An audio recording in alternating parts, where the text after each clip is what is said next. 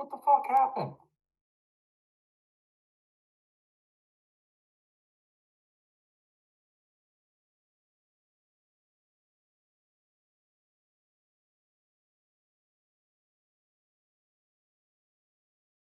Hotel here in DC. If you remember, that was right before the 2006.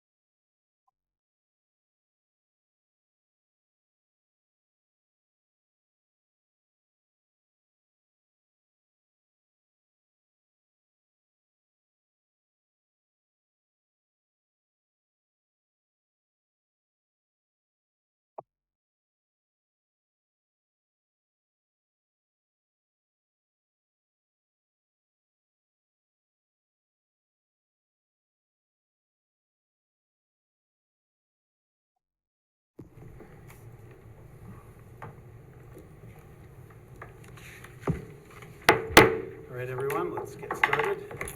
Welcome, everyone, to the Town of Poughkeepsie Planning Board meeting for August 21st, 2025. Please join me for the pledge to start. I pledge allegiance to the flag of the United States of America and to the republic for which it stands, one nation, under God, indivisible, with liberty and justice for all. Thanks, everyone. We decided we weren't ready to let go of summer yet here on the board, so we'll move on to the first topic tonight. Oh, before I do that, just to remind everyone on Zoom, we have 6 regular members and 1 alternate member. Mike Trebeck is filling in for Sid, and so we'll have 7 votes tonight. And anyone on Zoom, please keep yourself muted until the proper time for a hearing. All right, Stratford Farms 3-lot subdivision is up first. Welcome back. Thank you. Do you have anything to present tonight?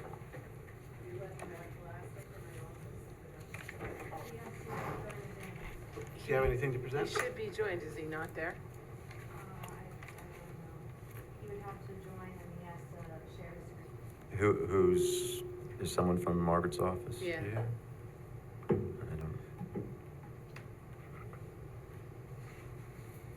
So he doesn't need to be let in? No, there's the passcode. Yeah, okay. There's one person on Zoom whose title reads Read AI Meeting Notes. That's not that here. No, he said he's in. So Matt, share screen. Is he MJG? Yes. Then he's on. He's on. Okay. Yeah, so he would need to share his screen. Oh, there we go. And now he's doing it. There we go. Okay, there's our. Look at that. All right. Okay. So I'll refresh. There's one existing lot that was earmarked to be a stormwater basin that several years ago was abandoned, and all drainage now goes to the lower stormwater treatment practice. The client has proposed to do 3 lots, which will be very similar in size and nature to the ones that were originally approved under the old zoning. They went to the zoning board and received variances on setbacks and areas in order, because the area has been rezoned, upzoned. And then we came and presented some information to you. There was discussion mostly about drainage patterns off of the site to the neighboring property. Yep. And also screening from that property. And in your latest packet, I believe I provided you with photo sims from hard drive, which basically, shows the existing condition, which you can see the houses on the opposite side of Kensington. And then year 0, where there's very small 5-foot trees, and then the progression as they grow. So, Yep. Yep, thanks for that.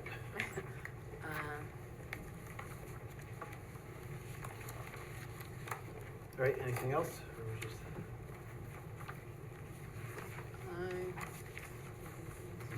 We've seen it a few times, we're pretty familiar with it at this point, so thanks for the update.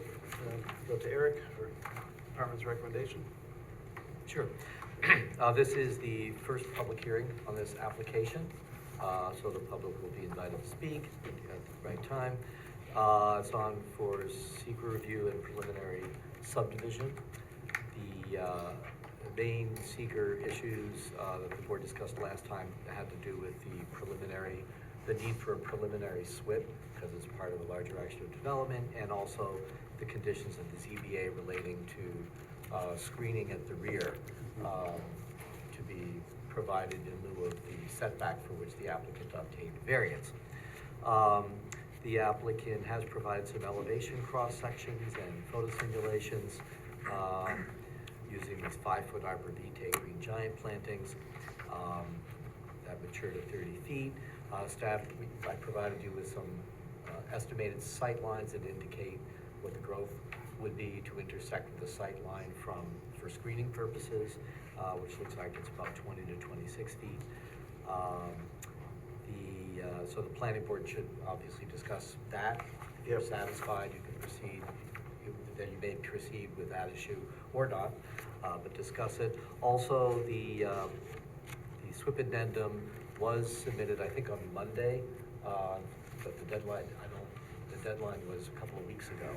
So I don't know, engineering will comment on whether they've had a chance to review that or not. Those are the two major seeker issues, as well as some minor items in the EAF.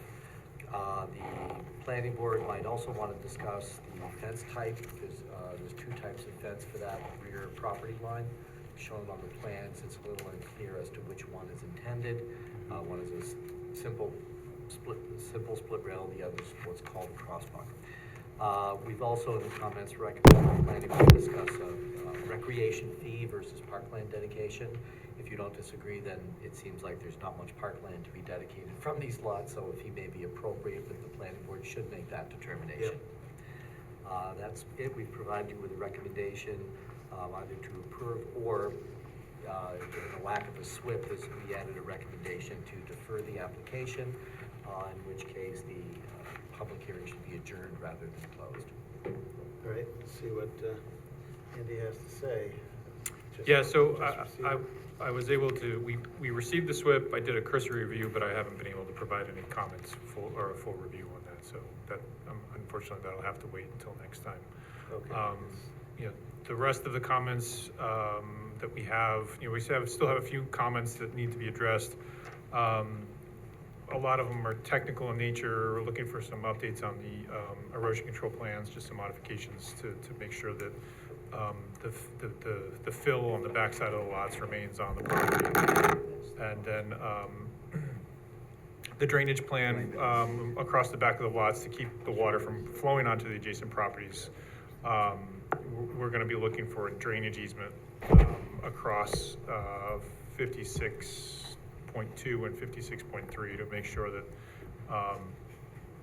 those areas remain unobstructed to ensure that water continues to flow in perpetuity. Those are pretty much the major comments that remain from our standpoint. All right, thanks, Andy.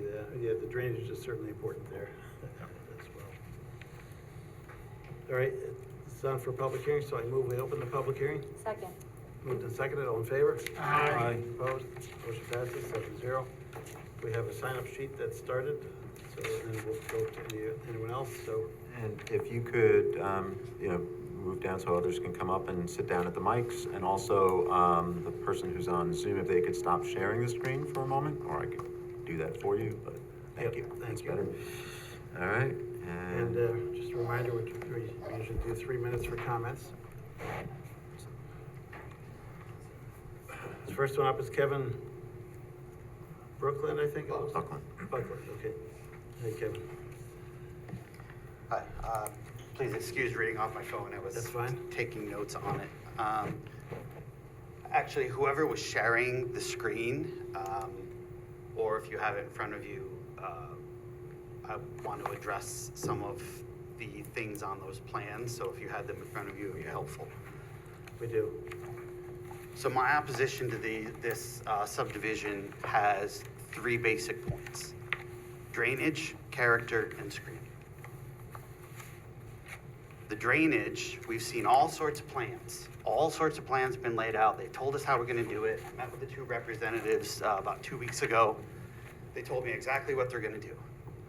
Well, for the whole phase 2, everything was planned out. They told you exactly what you're gonna do. It was on paper. Well, let me tell you, it doesn't work. Come to my backyard on Monday after yesterday's rain, and you will see that Stratford drainage doesn't work. I don't have confidence that Lot 56's will either. Let's go on to point number 2, character. The zoning board granted all of the variances because they said it fits the character of Stratford Farm. Well, I'm sorry, those 3 lots are more Orchard Meadows than they are Stratford Farms. We're going to see them every time we drive in and out from Orchard Meadows. There's going to be minimum proposed lot 1, proposed lot 2, houses taller than my home, which is about the 2nd highest in elevation on Orchard Meadows on Hart Drive, looming 15 to 20 feet from a significant drop-off. So I'll be living in the shadow, literally, of Stratford Farms. Does the yard size even fit the Stratford Farm homes? I mean, a Stratford Farm representative told me himself that for lots 1 and 2, they're gonna have 15 to 20 foot backyards before the proposed screening is in place. 15 to 20 feet. Look around the neighboring properties. Who has a backyard that's only 15 to 20 feet big? Let's talk about the screening. The Stratford Farms representative said they don't plan on clear cutting to the property line. Those plans say different. Those arbor vitae are about as close to the property line as you can get. And let's look at arbor vitae. Who's got it in their yard at home? Do you have to wrap it in the winter? I know I do. The deer decimate it. You get a cold winter with snow, those deer eat it right down to the trunk. My first home had arbor vitae lining it. And if I didn't spend a fortune to wrap every single tree every single winter, I'd be left with a trunk and a bulb at the top. That's even assuming that they survive the planting and they're properly watered and they take and they're not brown by the time winter rolls around. The fence is purely aesthetic. It offers no screening potential. It's just a visual divider. What about the lot next to lot 56, lot 57, I believe? It's wide open to my backyard. The planning board that addressed this before you said there was supposed to be landscape screening there. I was promised by the previous town supervisor that COs wouldn't be issued until that landscaping screening was in. Never happened. People moved in.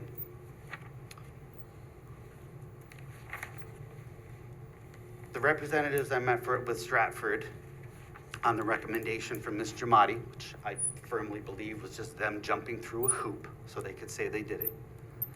Talked about bringing in a lot of fill to raise the levels of the lots in certain areas. That's going to mean compaction and vibration.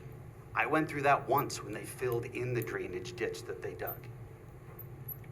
It was not good for my house and my property. Construction has been going on since 2018. Going on 8-9 years of this. And they're not done. They want to do more, even closer to my house. These plans talk about building, but they don't give me protection against the future homeowners should these proposed lots be allowed to be built. What happens when a buyer wants to cut down those arbor vitae because they don't like to be hemmed in by a 6 to 8 foot tall tree when they only have 15 to 20 feet of backyards? What about the erosion and soil loss if the town engineers and the plans don't work as well as they think they do? Who's going to be responsible for that? It's not going to be the town, and it probably won't be Stratford. Because once those townhouses are built, Stratford's closed, they're gone, they're off on the wind. Stratford Farms claimed they needed these houses to lessen the impact to their bottom line because of the drainage, the need to redesign the drainage. They stated that in their application to the zoning board.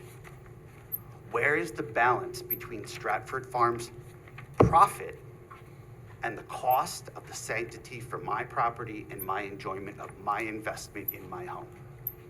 Thank you. Great, thanks for your comments. Next up is, sorry, I'm bad with handwriting, Bobby Nutter. Yeah. Bobby Caddy. What's his name?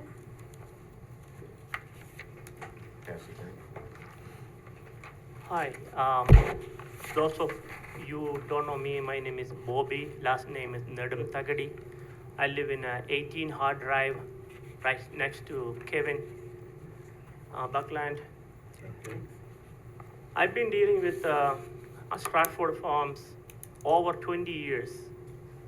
Having their drainage problem is my worst nightmare. I have some pictures and videos that I can show you all. I pass around my phone and show you that how serious was that. Let me show you that one. Can I pass it around? Briefly, Here, let me. just a quick pick. This is That, the water coming from that's your front yard or yeah, your backyard? your proposed property that you're subdividing it. The water coming from there. I'm flooding my property. Okay. It was When this was, near. when was that? This is started on 2019.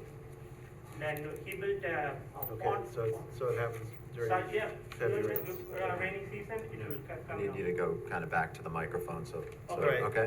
Yeah. But you can certainly send those to us too, because we're not making a decision tonight, I don't Okay, believe all right, anyways. okay. You That's know, good. then we would have them in the record and everyone can see them. Well, Mike, you have came over there, witnessed that one. I have been And, there. Another thing that I wanted to mention that is that, that I think the plot number is 55, and Mike and Andy were over there, I showed them. The water from the drainage, from the footing drain and like a roof drain and everything, pointing towards my property. That's because Dan is doing that reason purposely because we didn't give him the easement to connect it to our drainage over there. And I told Andy and I complained to Mike, and Mike mentioned to me that the CO will not be issued without changing that pipe pointing towards my property. But as of now, the property's been sold to someone, the pipe is still there, water is still coming out there. All right. So the water drainage to my property is my biggest problem. One day he was building the pond over there and put a 2-foot pipe pointing towards my property and put a cap on it with some, what is it, like a strap, metal strap, something like that. When the pond filled up, it just given the whole thing dumped into my property. All the silt and all the dirt and everything, I had about 7 trees in the property. Now I have 2 of them left because all of them are, like drowned and killed. That's a fully grown red thundercloud and all that. All of them are gone. So now detention plant is gone. My property and the value over there is I'm showing is now his detention pond over there. This can be done. Yep, but that needs to be resolved. All right. It cannot be done. And his water, he wants to make houses over there. He has to take his water and connect it to his drainage. Not Right. into my property or anybody else's property in hard drive. We are not obligated to take his rainwater and stormwater and everything. There is something called SWPPP, my lawyer told me. Right. They have to submit one, and They- that's one of the reasons we're not moving Oh, forward okay. tonight. So okay. I don't see that SWPP is passing over here. So, Yeah, that's- and also as Kevin mentioned, it's supposed to be like 6-foot chain link fence and arborvitaes were supposed to be installed and the property between my property and Stratford Farms, never said. Then Well, that's only if this moves forward. We'll have to, yeah. I'm That's talking not- about that when that's in the past and then now the property's been sold to somebody put he put his own money and I cooperated with him and I put a wall over there and it cost me about 10 grand and he put a fence over there and his money. But Stratford Farms never lived up to their promise. Always say something and at the meeting come out there, oh, we'll do it, this and that and butter up everybody. Then said and done nothing, forgotten. This is been going on last 20 years. This is getting in a point where we cannot tolerate this. Every time I go to a lawyer and they say, oh, okay, I can't represent you because he put a $2,000 retainer on me. I gotta go find a lawyer far away from here because he got all the lawyers around here and put a couple of $1,000 retainer on it. He knows that one. That's how he beat the neighbors over here in a hard drive. If I have to go find a lawyer, then I will have to go find a lawyer. we'll But try- he promised me that he will fill it up and fix all the damage that happened. Then at the end, after he filled up that the pond back in there, came to my property and gave me an F-bomb. That's what he did to me. Because Well, he did. we have to make sure things are, if we approve it, we have to make sure things are set up. for I can drainage. send you all the videos and Please pictures send and those. everything. And this is absolutely nonsense that pointing his already built the houses. That need to be corrected. Yeah, please send it to the town planning department, and then they'll share it with. Send a all- numerous email to Mike, and I called Mike, Yeah. Andy over there. They came over there, witnessed that one. Then nothing happened. Now I'll send it to you again. There's a new. I think you are the town supervisor, right? No, this is planning board, this is the planning He's board. the chair of the planning board. So- Oh, planning so board if you chair. send I'm it to sorry. Mike, I don't know. These are town board members over here. This is No the town board planning- members here. No town board over here. No. Oh, it's only town officials over here. Okay. I'm new to this meeting this Yeah, time. that's fine, so if you send it to Eric or Mike, they can distribute it to Okay. the rest of us. All right. I'll get it. We talked before. I know. I Yeah. tried to send it to him. Okay. Okay. Thank you. Thank All you. right, thanks for your comments. Last one signed up for tonight is Edward Maddox. Come on up. Nothing further? Okay. Yeah, we know drainage is a big issue there, that's why we asked for the SWIP, and our town engineer has to look at that in great detail. Anyone else wish to comment on this at this time? Is there anyone on the Zoom? I guess we should see if there's anyone on the Zoom. That has not signed up? No one seems to be unmuting, I guess, or, so I think we're okay there. Seeing none, I'll move we adjourn the public hearing to September 18th, 2025. Second. Moved and seconded, all in favor? Aye. Opposed? Motion passes 7-0. Let's go around the board for comments. Let's start with Peter. My first comment would be that I share the hard drive residents' concerns about the drainage. And we were gonna have to take a very close look at the SWIP because, The soil, was mentioned earlier, has been compacted. There seems to be a lot of rock there. Another thing that concerns me is about there's a steep change in elevation between Kensington Lane and Hard Drive. And there's no growth there. Normally, when you have vacant land, you will have some kind of vegetation, maple trees, something. And there's nothing there, and that's the soil quality there is a little bit concerning to me, just as an observation. It was mentioned that the concern was raised about the rear yards being only 15 feet. According to the plans that I have, they average about 58 feet from the rear of the proposed home and the rear lot line. If that's not correct, you should be advised. I can clarify that. We're not, Thank you, no. That, it's okay. 15 feet to the arbor detail. Right. Proper, where it falls off. right, but yeah, this, part of that slope down is part of that lot as well. Right. But just we don't tend to do back and forth with the audience, so if we can. Now, Okay, go ahead, Peter. with regard to the landscaping plan, the total rear lot line is almost 370 feet. The photos that we received show 15 trees. The landscape plan shows 24 trees. Is 24 the correct number? Okay. I would have to say that from everything that I've read, the spacing for this variety of arborvitae is about 3 feet apart on average. They're giants, so if you put them 3 feet apart, they would grow into But each other. the thing is, they tend to grow up. I mean, I'm just telling you what my reading has told me, they should be about 3 feet apart. As a matter of fact, I think you should look, there's another variety of arborvitae called emerald green that grows 15 to 20 feet, which would be sufficient height, but they grow out. They're used for hedges and for tall growing hedges. So I'm just suggesting, My look landscape at it. architect selected those because of how quick they grow. they all grow quickly. I'm just saying for your own benefit, because we have to look at this in terms of screening. Exactly. I just say a word to the wise, it might be worth just taking a look at the emerald green because they grow out, and we're looking to basically wider, shade and develop a barrier between the rear of those properties and the properties on Hard Drive. So you can do what you like, it's up to you.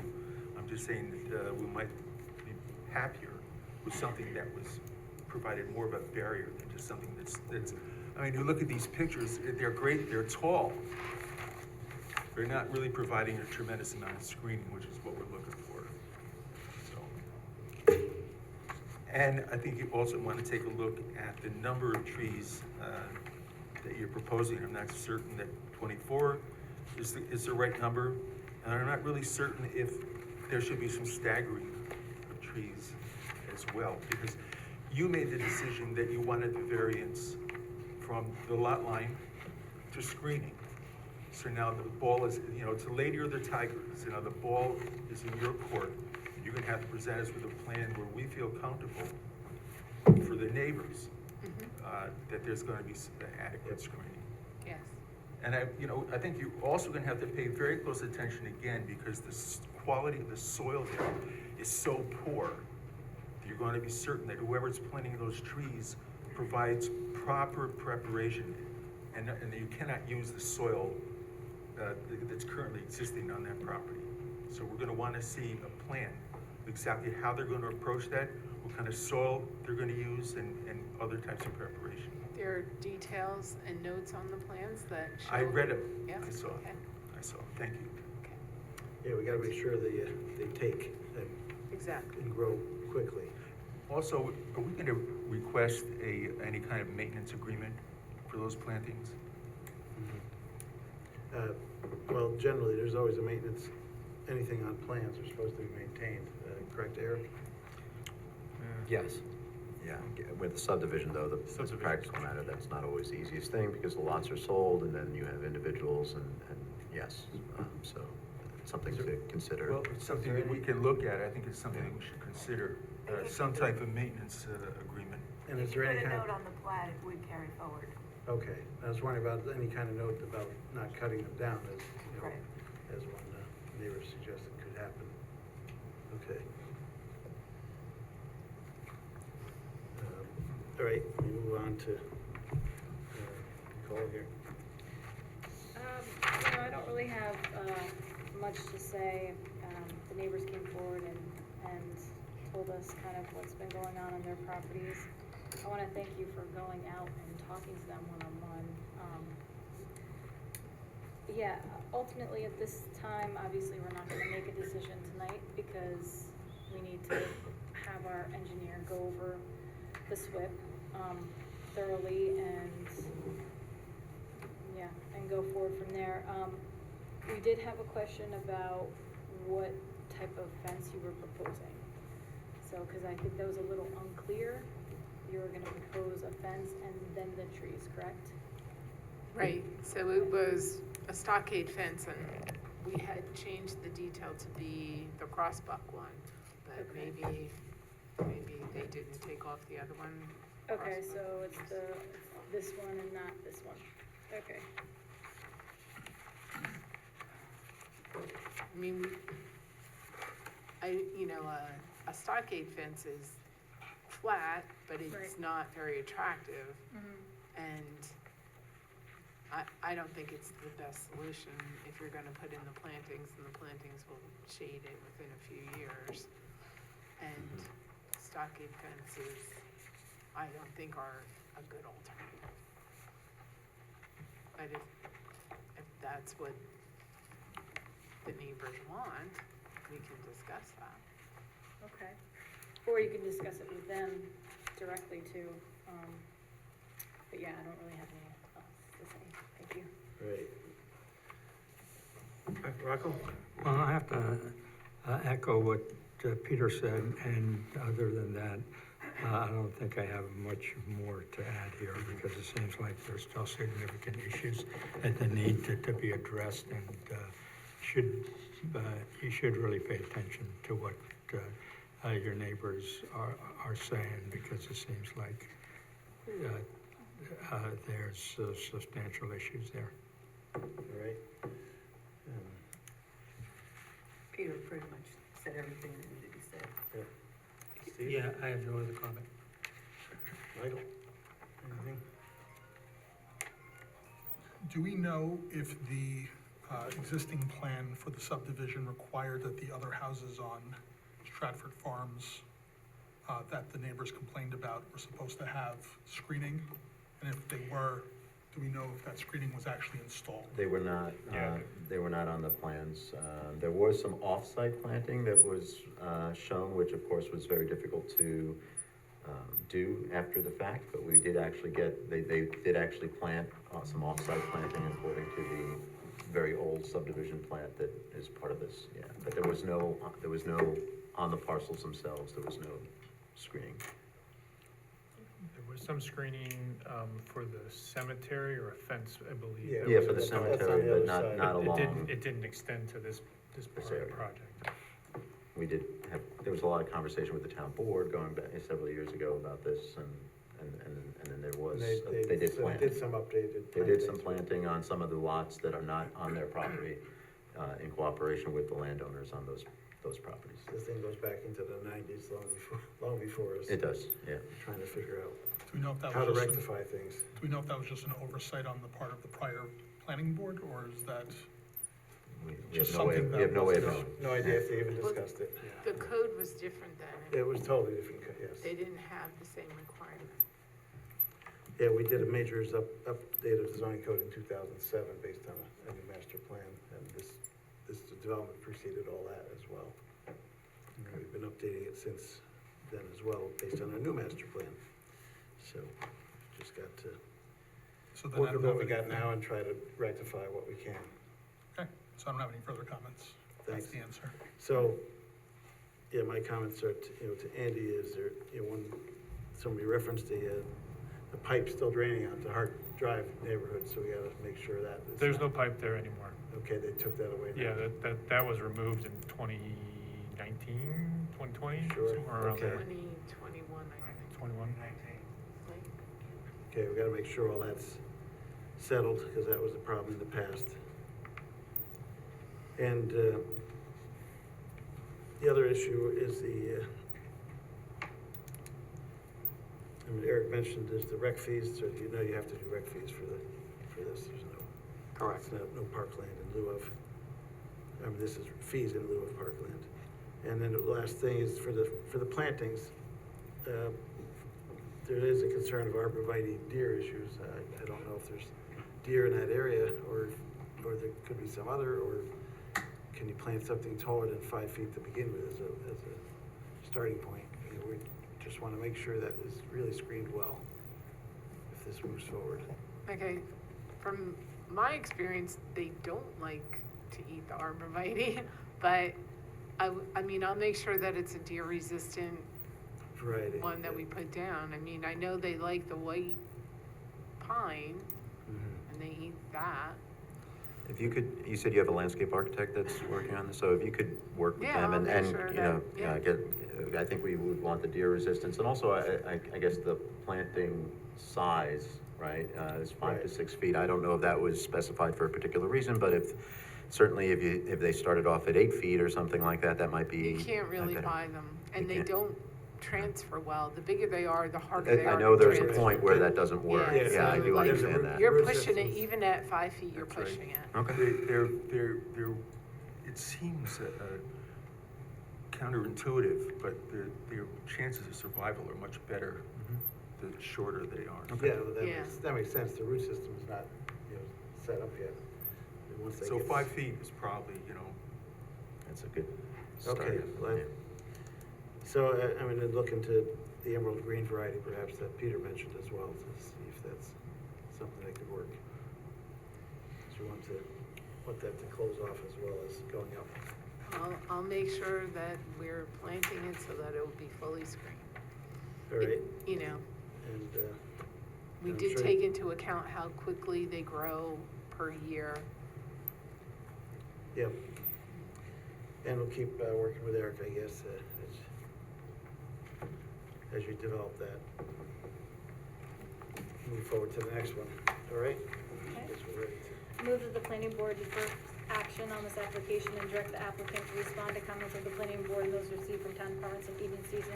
Said responses to be reviewed by the planning department as to adequacy and completeness inclusive of and not limited to 1 through 9. Second. Moved and seconded to defer, all in favor? Aye. Opposed? Motion passes 7-0. Good to go for now. No, we appreciate that. We'll take the planning board's comments and review those and make sure they're addressed for the September meeting.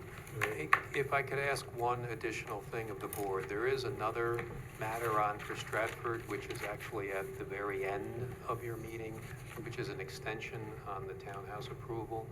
So if the board could consider, I know my client may not be here, if you could.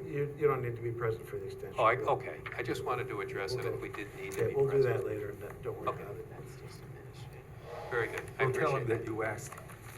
Excuse me? We'll tell them that you asked for them. Okay, thank you. Thank you. Thank you again for your time. All right, take care. Pass it around to Rachel. All right, next up is 35 Grange Avenue. Hi, Amy Bombardieri for 35 LaGrange. The applicant is looking to put a second story on an existing office building. It's been Queen City Abstract for maybe 3 years. I think prior to that, it was a dentist office. Yep. And he had done some site improvements previous to this and then has since decided to add a second story. I know there were some comments about the elevations that were submitted. They'll be enhanced and fully developed. But essentially, the materials are gonna match the existing materials that are there for the second story. And they'll fit the surrounding buildings. There was also an issue of screening along the property line to the east. The neighbor next door there were previously pine trees along that line, and the neighbor had asked Paul Ackerman to remove them because they were dropping pine needles. So he was intending on extending the fence along that line to block the headlights from the proposed parking area. But he'll do whatever the board prefers. And I did go out last night and check the existing lighting. There's a floodlight on the rear of the building, and there is a foot candle at each of the farther corners. And there's an existing refuse enclosure, which encloses 2 rollout bins, which he doesn't anticipate needing more of those. So, All right. Thanks, Amy. sure. Eric? Sure. So there's a type 2 action for seeker review, so it's on only for site plan hearing and architectural review. There is a public hearing on this. We have just a couple of minor comments and for the board to consider.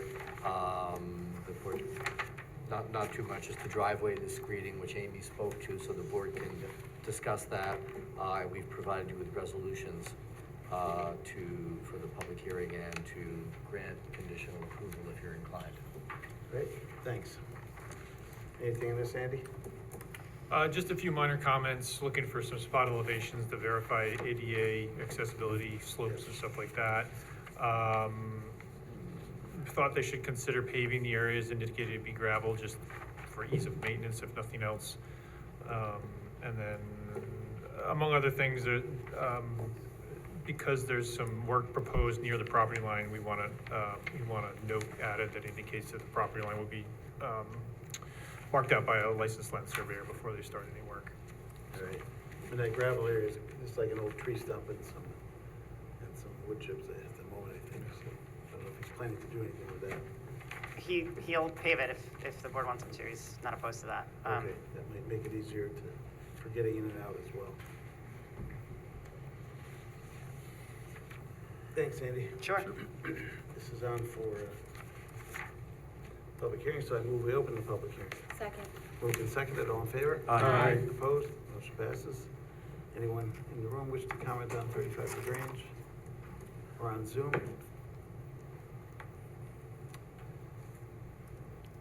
Seeing none, I move we close the public hearing. Second. Moved and seconded, all in favor? Aye. Opposed? Motion passes 7-0. Let's go around the board for comments. Start with Nicole this time.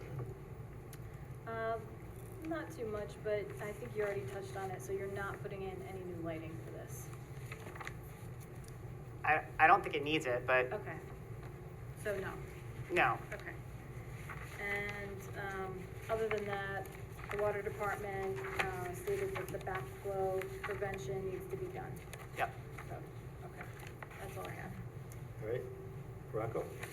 Yeah, just a clarification. I noticed that you guys mentioned 1 gravel area. I thought I saw 2 gravel areas on the sheets, one being in front of the house and one being to the side near the rear. Am I seeing that correctly, or did I? I think it's just in front, I think it's just the sidewalk. It's just a sidewalk?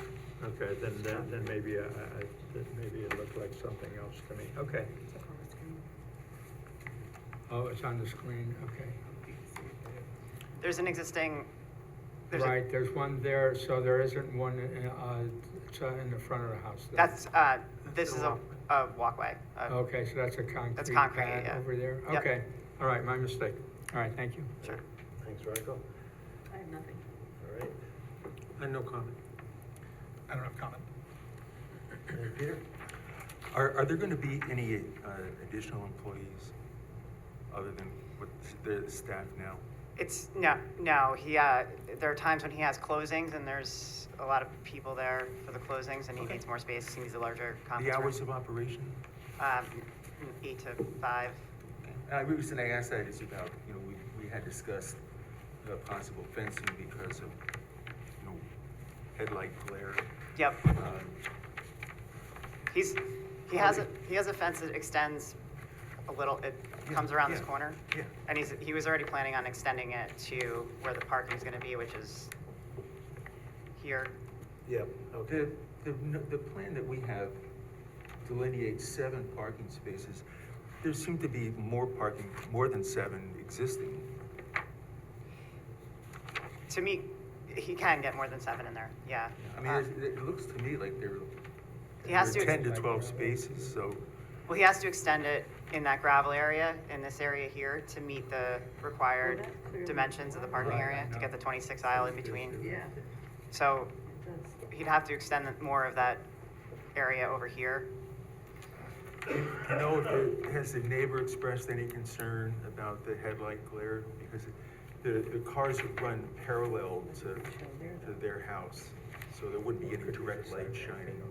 Not when they're driving on the, but when they come in to park here, there would be, I mean, this is like the backyard of that house, so. Yeah, I don't know how everybody else feels, but, I mean, I don't think you really need a fence, but if you want to have, put up a fence there. Yeah, I mean, if it's not pointing toward the guy's windows, No. it's probably not really needed, but I would, I would talk to the neighbor as well, make sure. I think he has, I think that's why he's offering to do it. I just And think I he's think- trying to be a good neighbor, so. Yeah, and I know he's got the nice grass plantings in between Yeah. the driveways, and that looks good. So, So does the neighbor want a fence or no? Well, it's interesting, I think the neighbor's on the Zoom Oh. that did not comment during the public hearing, so, well, if he wants that little bit of fence extended, that's fine. Okay, And I think it would be easier if that patch with the stump is kind of paved over more. this, you mean, this area? Did they put their hand up or anything? they didn't put their hand up. I mean, I could ask them to unmute and just ask if they have any, I mean, it's a little Out of order. out of order, but, Okay. is that okay? I Yeah, mean, that's fine. it just seems like it would be a waste to, so I don't know if that'll work, but, Ms. Polcastro, did you want to comment at all on that fence question by the parking? You can unmute yourself.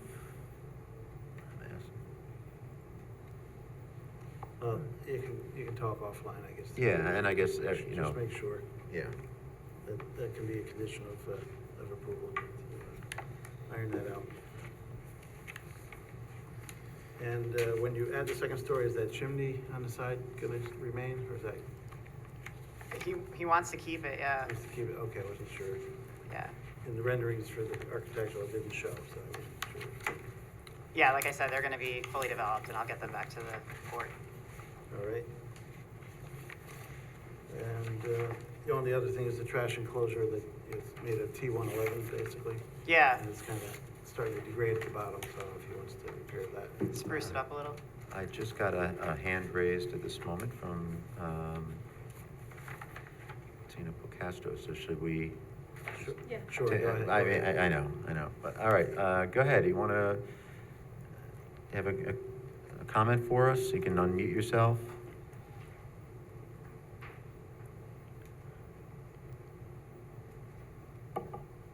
Can you hear me now? Okay, Yes, now yeah. we can, thanks, Tina. Oh, did you want to ask me a question? Yeah, I guess the question came up, should we require a partial fence to block headlights coming into your yard, or do you care about that? They don't bother me. Okay. Appreciate you answering our question. No Thank- problem. Thanks. No problem. Thank you. Have a good night. Thank you for considering the question. Yeah, we want to make sure you're happy with the changes as well. I am so far, yes, thank you. Great. All right. Screw that. Moving along, yes, if he wants to improve the trash enclosure, the doors, I think, are Just, starting to fall apart. okay, clean up the existing, make it nice. And that's all I've got. I move the planning board determine that the proposed action meets the criteria for a seeker type 2 action pursuant to seeker part 617.5C18, requiring no further environmental review. Second. Moved and seconded for seeker, all in favor? Aye. Opposed? Motion passes. One abstention. Oh, and one abstention, 6-0. I move the planning board grant conditional site plan approval for the 35 LaGrange Avenue, second story addition, Queen City Abstract Corp. Site plan application subject to the following. Respond to the comments of the planning board and those received from town departments and agencies. Set responses to be reviewed by the planning board as the adequacy and completeness inclusive of and not limited to the following 1 through 6. That's Second. 6 includes tonight's Seventh. comments. The seventh, right? You need to add a seventh? No, I was just saying 6 is all comments from the planning board Okay. tonight, so that All right. covers it. Second? Moved and seconded for conditional, all in favor? Aye. Opposed, motion passes. One abstention. With 6-0. 6-0 with 1 abstention. And now for architectural review, do you want to share your screen to show this rendering?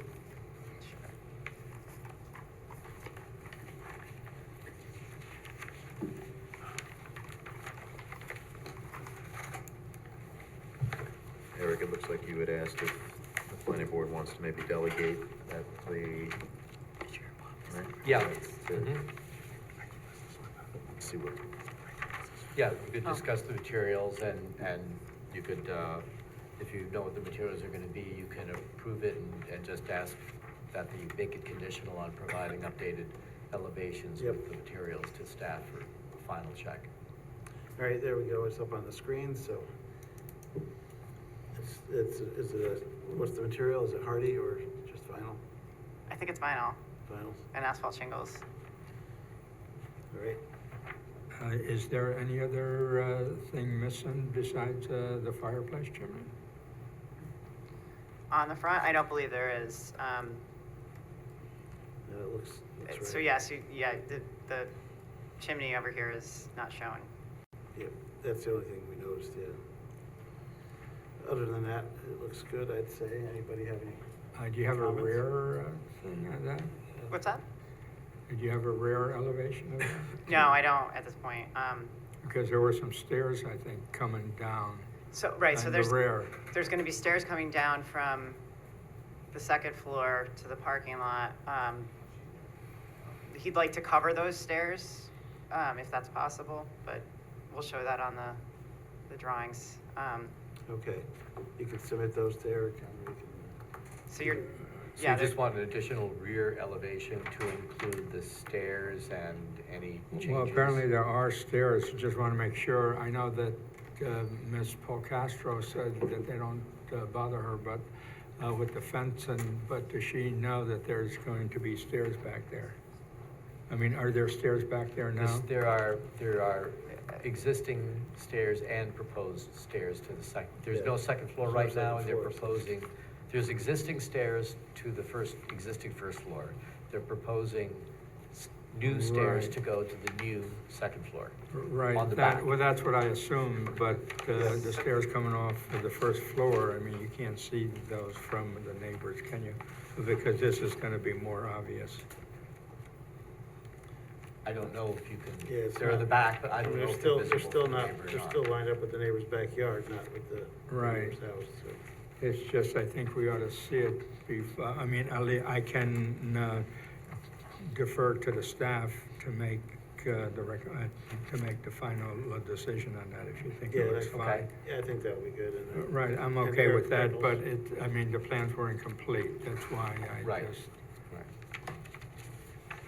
And I think we ought to at least have it as part of the plan set, because then that way, if there's any question, we've Yeah. got it there. Yeah, we're gonna ask them to submit that. Yep. The other elevations as well. So you want just the rear elevation, or you also want Well, one we've side or got the both front. sides or What no is sides? usually provided? I mean, usually sides. provided is the front, the sides, Yes. the northeast, west, and Yes. south elevations. Correct. I think we ought to have a complete set. Got it. yeah, we'll do that, of course. Because the chimney's missing currently, and who knows what else is missing. I'm not accusing anybody of anything, but, you know, Yeah, just gotta make sure. the only thing we've got is just a front elevation. All right, thank you. And it's basically gonna continue the same materials that are there now for the second story, so. Well, there should be a submission also of Yeah. what the materials are gonna be, because you don't know. Yeah. And then it could be changed, then they could. Yeah, we'll make sure that's there before I sign Right. plans at all. Right, Anyone and else I- have and any I- comments? I move we accept architecture as presented, conditioned on submittal of the other elevations. Second. Moved and seconded, all in favor? Aye. Opposed? One Motion abstention. passes 6-0 with one abstention. Abstention. Thank you, Amy. Thank you. Thanks. Moving on, next up is Marist University Steel Plant.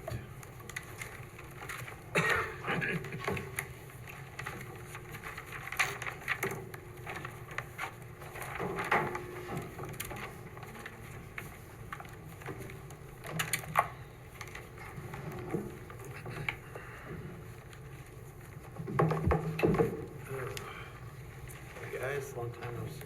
I Justin Butwell with Marist University, and with me is John Andrews, Rudisog Andrews, our engineer, and new to the table, David Burke, our architect for this project. All right, thanks, Justin. So John will give a description. You gonna call it up? Okay, what we're proposing, you've seen it, it's on the north side of the existing steel plant studios. It's now kind of an open area, grass, there's a sidewalk that traverses it. What we're proposing to do is establish an outdoor gathering area and with locations for 2 food trucks to provide food and beverage services to this gathering area. The gathering area will include a couple of covered trellis structures, a couple of fire pits, limited area lighting, and some fire pits. We're going to be using the existing sidewalk. We're going to supplement access with pavers and a few other things. But generally, we're looking to dress up the area and encourage students to come and gather there. I'm going to leave it to the architect to give you a little more details on the development, because that's not my thing, folks. You did a great job, John. I think I'll just add to this to say the trellis structures, they're a pre-engineered system. They're off the shelf. It's called Toha Grid. It's really a system of steel connectors. You purchase the 6x6 timber for beams and columns. Very simple, goes up quickly, and can be demounted as well. So it's a typical, fairly temporary system as well. You enter from the left. As John said, there's existing sidewalks on, ADA sidewalks on site, so we'll be reusing those, and the intention really is to touch as lightly as we can to what's there existing. This is just an image showing the interior piece with the fire pit in front, the Toha grid on the right, and again on the left.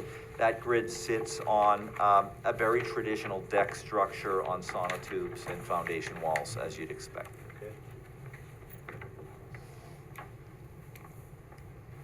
Okay, in front of you now is the overall site plan. And we have received and reviewed the town comments. We've kind of prepared some responses, but as you can see, it kind of illuminates everything that David and I have described. Justin, you can. So we came up with the key issues that we read in the comments. The first and most significant was the compliance to the town code for the food trucks and the side yard setback. 2 was the gray water and connection to the municipal sewer. Handicap access was mentioned several times. A stormwater narrative was requested.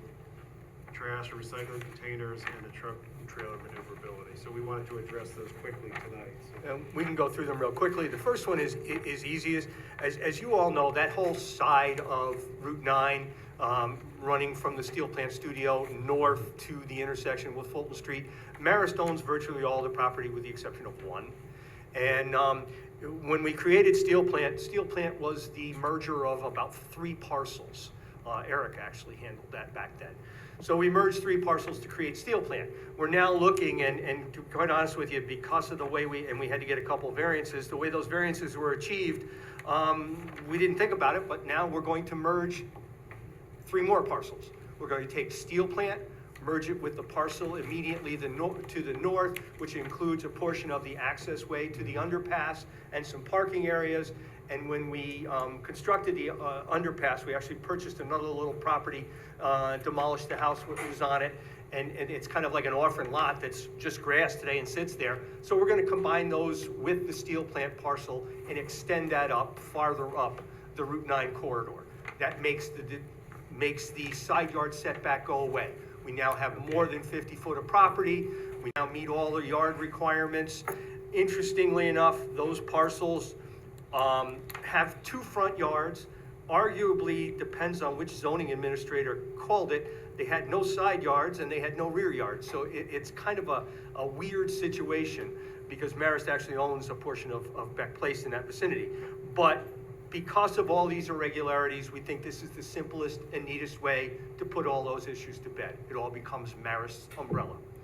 And it's a simple merger with the assessor's office because they're all under the same ownership and it can be done rather simply. But the slideshow while I was talking, it told the story where that black line is where we believe we have a setback issue. Right. If we merge the properties, the green and red become one. Yep. And that property line goes away and we have excessively more than 50 feet, between our Yes. property site. And there's no issue with the backing up to the iron fence there? No, that iron fence is well on Marist property. The DOT right away is out toward the road farther. Yeah, so there's plenty of setback in there. There's plenty of setback there. The next issue was the holding tank. Quite honestly, the holding tank's going away. We dealt with the health department. What we're going to do is provide a grease trap, make a direct connection to sanitary sewer, and allow the food trucks to discharge into the sanitary sewer system. We will require Dutchess County Department of Health approval. We have been in touch with them. We have an email which indicates they are in favor of that concept pending a full application and design. Makes sense to us. We were trying to see if this takes off, but we're decided to go ahead and do it. One of the reasons that we're even attempting this is rather unique because we're going to have the food trucks staying a little longer than food trucks typically stay. Usually a food truck's in and out in a day. Well, we're trying to create an environment in conjunction with our food service where the trucks stay for a little longer period of time. So it may be they change out 2 or 3 times a semester, which Justin will go over later on, but they have their own internal tanks, they have their own internal water systems, and we wanted to make sure that they could easily replenish or empty those tanks on a regular basis without interfering and having to move. Next issue is handicapped accessibility. Well, can we just hit the trash cans while we're on this? Okay, sure. I just point out, we did locate trash cans on the plan, near the food trucks, near the trellises, and at the entrance. And it would be serviced by my facility staff and emptied on a regular basis. And they are standard Marist trash receptacles. If you've ever seen them, they're a very beautifully, actually architecturally designed metal receptacle that exists throughout the campus, and we're just gonna, and we will place a note on the drawing, as we did with the stadium and others, that trash removal and collection and removal will be handled by Marist facility staff. Yeah, you go around the gator. Handicapped accessibility, there is an existing handicap sidewalk that runs through the site. That sidewalk will kind of serve as the focal point, but what we're proposing is a turf stone paver which can and will be constructed in accordance with ADA requirements. We'll have 2 components to it. The ADA compliance is achieved through the use of infill blocks, so that the little openings in the pavers will actually be filled with a solid block, so it meets the ADA continuity standards. The rest of them will be filled with soil and allow the grass to grow. So it'll kind of give it a checkerboard and kind of mimic what's out there. So we're trying to minimally change our environment out there. And I'll jump in there too. The benefit of these is that they reinforce the soil for the trucks driving over it, right? And at the same time, allow grass to grow through it, right? So we provide that green environment we want, but also provide, engineered surface for trucks. Yeah, so you're not driving back and forth all the time. And not ripping up the It's grass. it's not a heavy use. Right. Quite honestly, when we get to maneuverability, the heaviest uses, we're gonna try to jockey these trucks in there. But that's not a significant issue.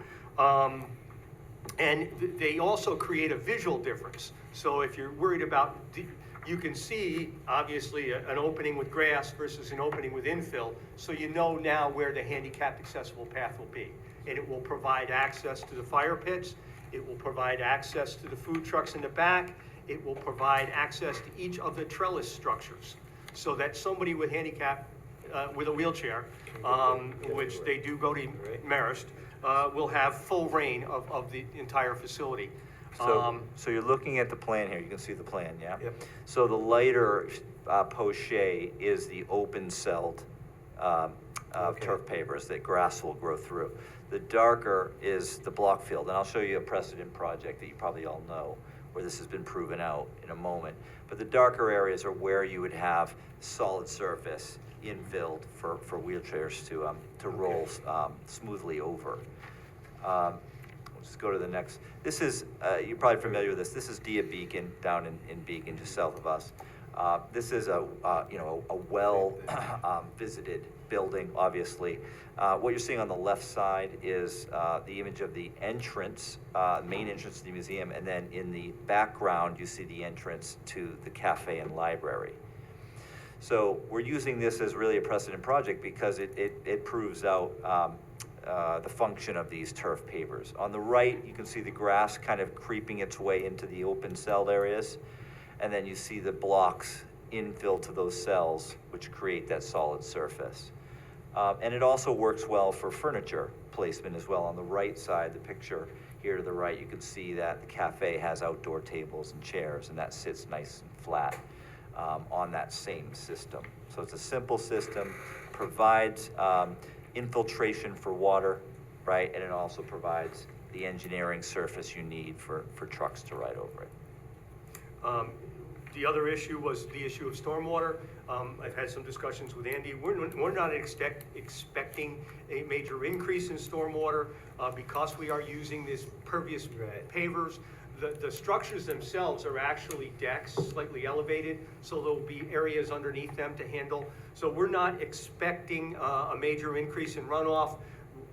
That site was predominantly rock, so we've kind of addressed surface water runoff, and it kind of dissipates in the lawn area behind the structure and before it gets to Route 9.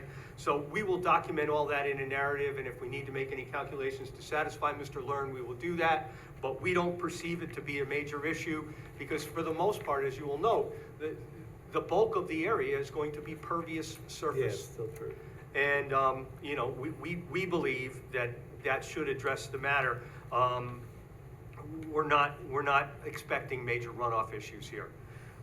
Nothing going down through the tunnel. No, sir. And actually, if anything ever reached the underpass, right on the entrance-wise, there is a full drainage system that protects the tunnel and will take runoff away and through and into, ultimately reaches the Hudson River, believe it or not. Go over that. All right. Oh, the other issue is truck turning. We did, if you're familiar with the existing steel plant studio, that plaza that is right there in front, that plaza is a reinforced concrete plaza, 8 inches thick. It's capable of supporting the fire apparatus. So, as a matter of fact, if you were to go back to the steel plant drawings, that's where the fire apparatus actually could park. So, and it's at grade with the driveway. So you would drive onto the plaza, you would go through, the opening is wide enough, it's almost 20 feet wide between the sitting wall and the building itself. There's a minimal 14-foot difference between the light pole and the building, so a food truck could fit in there, drive up. We acknowledge it's not easy to show a trailer backing up and turning in a traffic turning template, as Andy will tell you, but we have achieved it. And there's a couple things to note. Trucks are going to move in and out infrequently. There are going to be scheduled events. There are going to be events that are coordinated and handled by Marist and the food service entity. In any event on campus, we don't allow any vehicle to back up or maneuver in heavy pedestrian areas without having a spotter anyway. So this would all be coordinated. We believe we can accommodate it. The only trailer that's somewhat fixed is the small storage trailer. That's going to be a trailer that has refrigeration and food services. Andy had asked the question today, and we might as well address it. Most food trucks in and out to restock. Well, restocking will be handled in with our food service vendors, and food trucks will have the opportunity to store their materials, meats and dry goods in this storage trailer, so they don't have to pull out to restock. Yep. We're trying to encourage them to stay and minimize the movement. The other thing that's kind of unique here, if it was just 2 food trucks, it's easy to move in and out. We show a food truck and a food trailer. The reason we did that, it was not intended to be limiting, but if you look at the market out there, You occasionally run into a food trailer, you occasionally run into a food truck. So what we intended to do is demonstrate that we can accommodate both.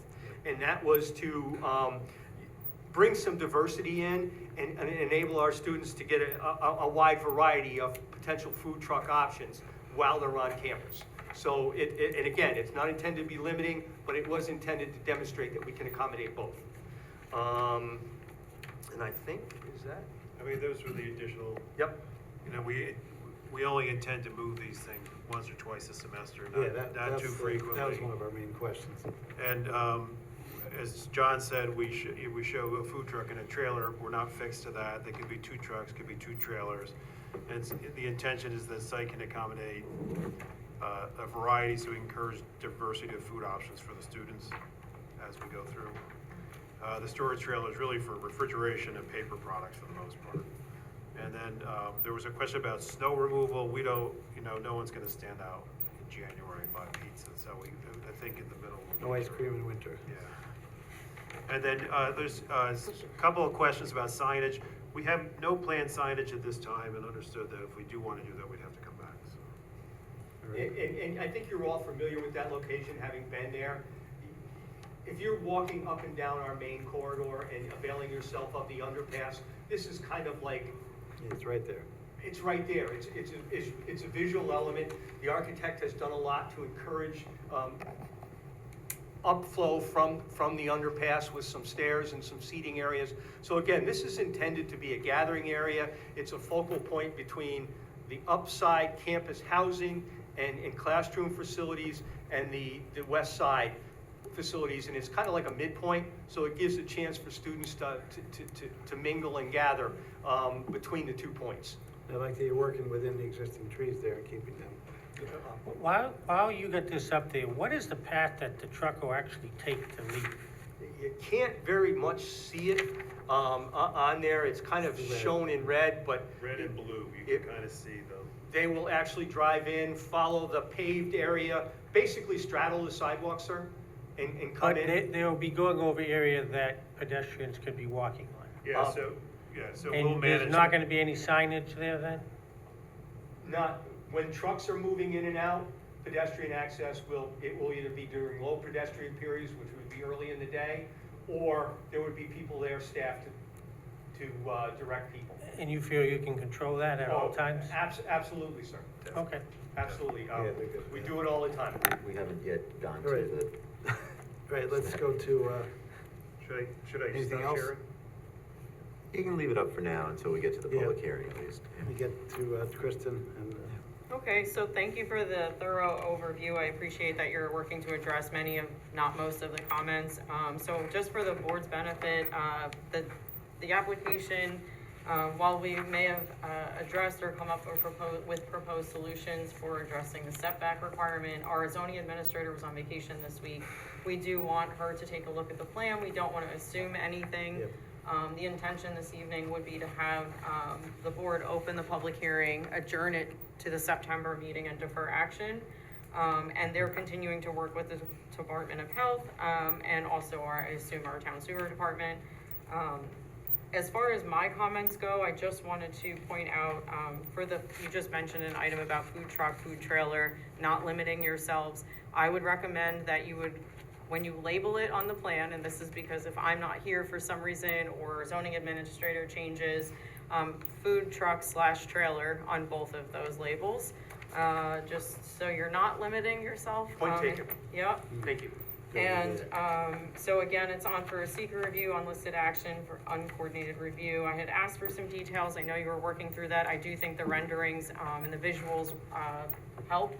Hopefully the board, if you have any questions about those, please feel free to ask. And otherwise on for site plan review. So again, on this evening, for a public hearing, staff is recommending that you adjourn and defer.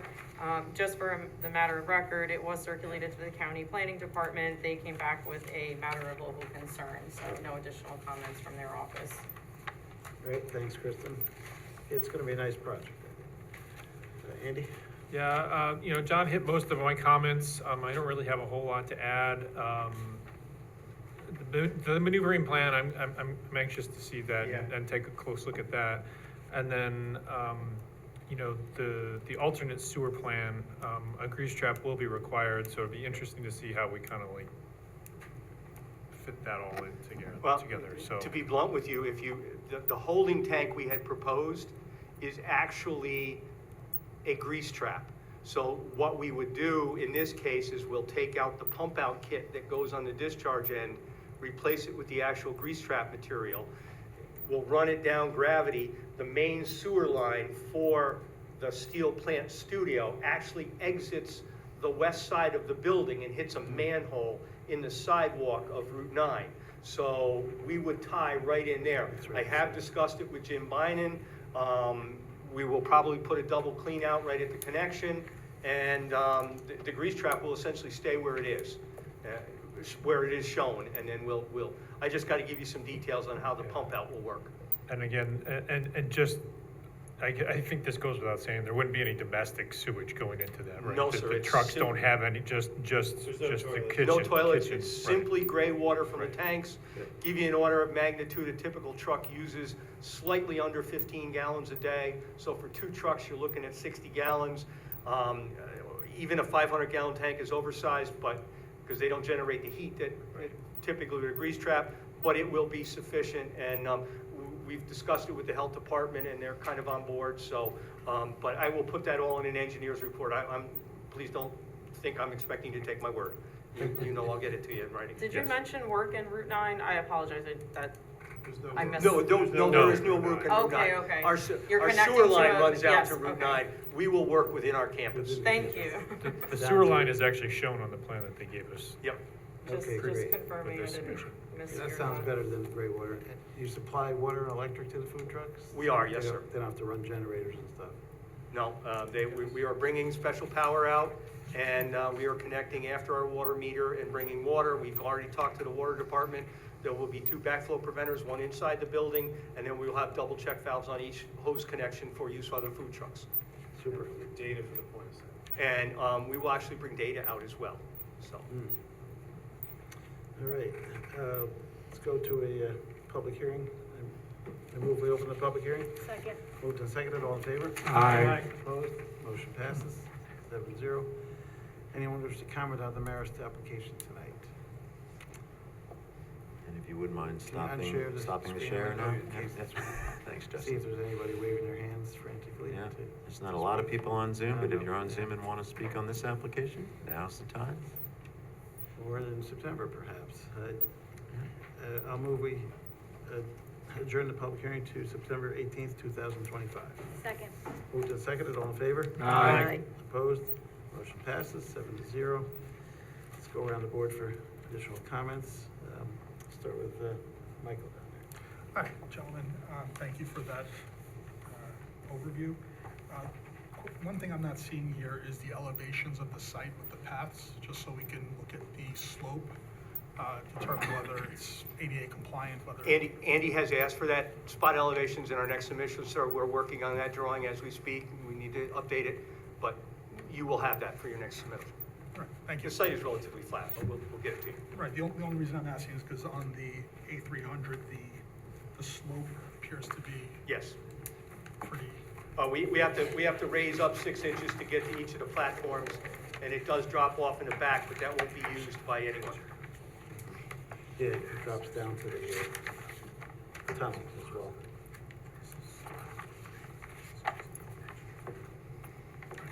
Anything else, Michael? that's all, thank you. All right. Steve? Yeah, I'm still concerned with this trucks and students sharing space. There's nothing else that can be done. We don't have a concern with a truck being able to use the same path that students walk on in a fairly busy area. There's no concern we'd have with that? I mean, I think if they were moving them every day or something, that would be a concern, but the fact that they're moving a couple times a semester, I think, and coordinating it. I just they're moving caution at the right time. either signage or something. I know, I've dealt enough with students, that area is gonna be busy. You got truck drivers who don't necessarily are the best at watching out what's around. It just makes me nervous, but that was my only comment. Don't need 2 points. If I can jump in, I think we would definitely clear the area of any pedestrians and have flaggers watching that truck back in. But like I said, it's only a few times per semester, and I don't think it would be that difficult to work with our security to make sure it's safe to bring them in and out. Okay, thank you. There you go. Anything, Sharon? No, I'm good. Right, Rocco? A couple of things. First, it looks like a very nice project, so thank you. I've got a personal aspect to it, because I have a great niece who moved in today, starting her freshman year. So that will lead me to, when do you think that this will be complete? Conditional approval tonight would be a lot faster. Right, I know, but I mean, once. But if, once assuming it gets if approved, how I- long is the thing? It's about a month to build it. It's all off the shelf. Okay, They so did a maybe great not job for this in- fall, in maybe for the speccing. end of the fall, Yeah. maybe. So will this be considered year-round? Except for the harsh winter. Rocco will be standing first in line for the The pizza. pizza, yeah. It's gonna be a great spot. Yeah, I think so. It looks In the like this. winter All right, months. I've got one other question, though, is that you've answered the fact that the food trailers and the food trucks. Now, you did mention that the food trucks have got a self-contained systems with water. Will the food trailers also have that? My understanding, and I gotta be honest with you, I'm getting an education on food trucks that I never really wanted, but apparently food trucks and trailers are governed by the state of New York, and they do have a requirement that they must have their own internal water system, and then they must have their own internal wastewater holding tank that is 15% greater than the size of the water tank. So each vehicle that serves food has its own self-contained water and storage tank. So that applies to both trailers and trucks. Okay, so even a food trailer would be a third-party provider. That would not be owned by Marist. It could be owned by Marist or the food service provider that we have on contract. But the idea was one would be almost resident, that was run by their food service provider, and then we have a guest truck from the local Okay, community. well, then the follow-on question becomes, if it is owned by Marist, where would it be stored when it's not in use? We have places we can store trucks and trailers. That's a good question. I mean, that's just, if it's owned by Marist, then there's gotta be a repository, because you could have two of these. So you said it could either be two food trucks, a food truck and a food trailer, or two food trailers, meaning in groups of two. So, Right. well, how would that work? Well, we haven't gotten down to the details of it because our Okay, food service provider hasn't, All right, I think that would be an open question, and then I will defer to staff on that. It doesn't have to come back to me. Is there a reason this? I think they're more than The qualified. trailer can just stay there. Well, if the trailer stays there, then that means you're down to one, unless you change out the trailer thing. So if the food trailer is owned by Marist, will that include Marist personnel staffing the food trailer? Well, it's a food service provider on contract. Right now it's Gourmet is the company. So they provide the staffing for the food service. Marist doesn't provide. I think I know. I think we're kind of talking in a circle. I think the intent here is that Marist's food service operator will be an active participant in this food truck enterprise. One of the food trucks will likely be operated and maintained by the service provider. The service provider has indicated to Marist that they will bring in guest food trucks. Now, whether they're food trucks for other ventures of the food service provider or they are local food trucks, they will come in and out. At the completion of the truck's run, that truck would be removed. It may be replaced, it may not be replaced. The food service's primary truck, they have indicated to us that they would like to remain on a semi-permanent basis. They may pull it out to service other venues that they provide food services for, but at least for the beginning. And in point of fact, there is no intent for Marist University to own, operate, or maintain any of these facilities. We're just responsible for the physical plant. the food service provider and/or guest vendors will be providing the food trucks.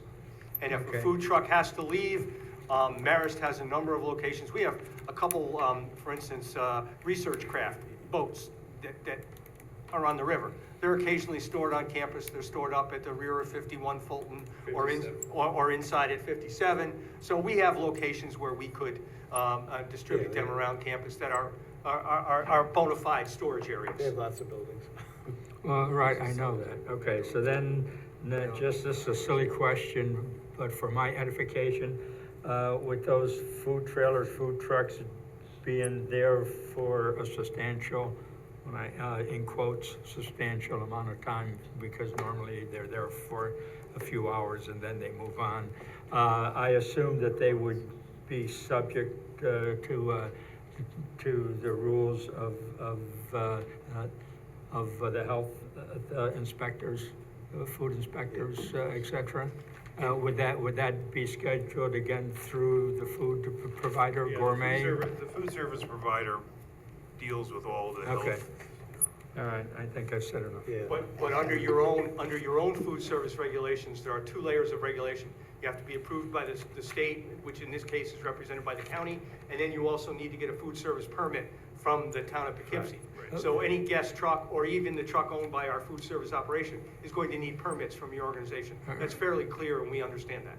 Right, Yeah, but that's the initial portion of it. I'm talking about ongoing. Well, the permits need to be renewed also. I think There's that, a limit. Ongoing basis. yes, ongoing, I think they're a yearly inspection, if I'm not mistaken. Okay, We're there that long. Yeah. all right, thank you. Even if it stayed there for 10 years, they gotta annually get re-inspected. All right, anything, My only, I don't know if it's a question or a comment, but because these food trucks would be there for a length of time and not there for a few hours, you might want to think about security. That's a good point. Whether that's cameras, whether that's special locks, because you don't want them to be broken into. good point. And kids will be kids. Anything I've else? been a college student. And Peter? I think it's all been said here. Just taking the last look at my list. Oh, for the fire pits, is that just tying into a natural gas line, or you have propane tank or something? We're gonna tie into the gas line. Sounds good. All right. Okay. I move the planning board defer action on this application and direct the applicant to respond to comments of the planning board and those received from town departments and agencies, included but not limited to the following 1 through 10. Second. Moved and seconded. All in favor? Aye. Opposed? Motion passes 7-0. We'll see you next time and See you next month. finish it up. Thank you. Thank you all. Thank you. Thank you. How's the track field coming? Is that It's good. going along? We're working on the comfort stations as we speak. Ah, super. All right, next up is Vape Ash Tobacco Store on South Road, 84. Who's here representing that? Okay.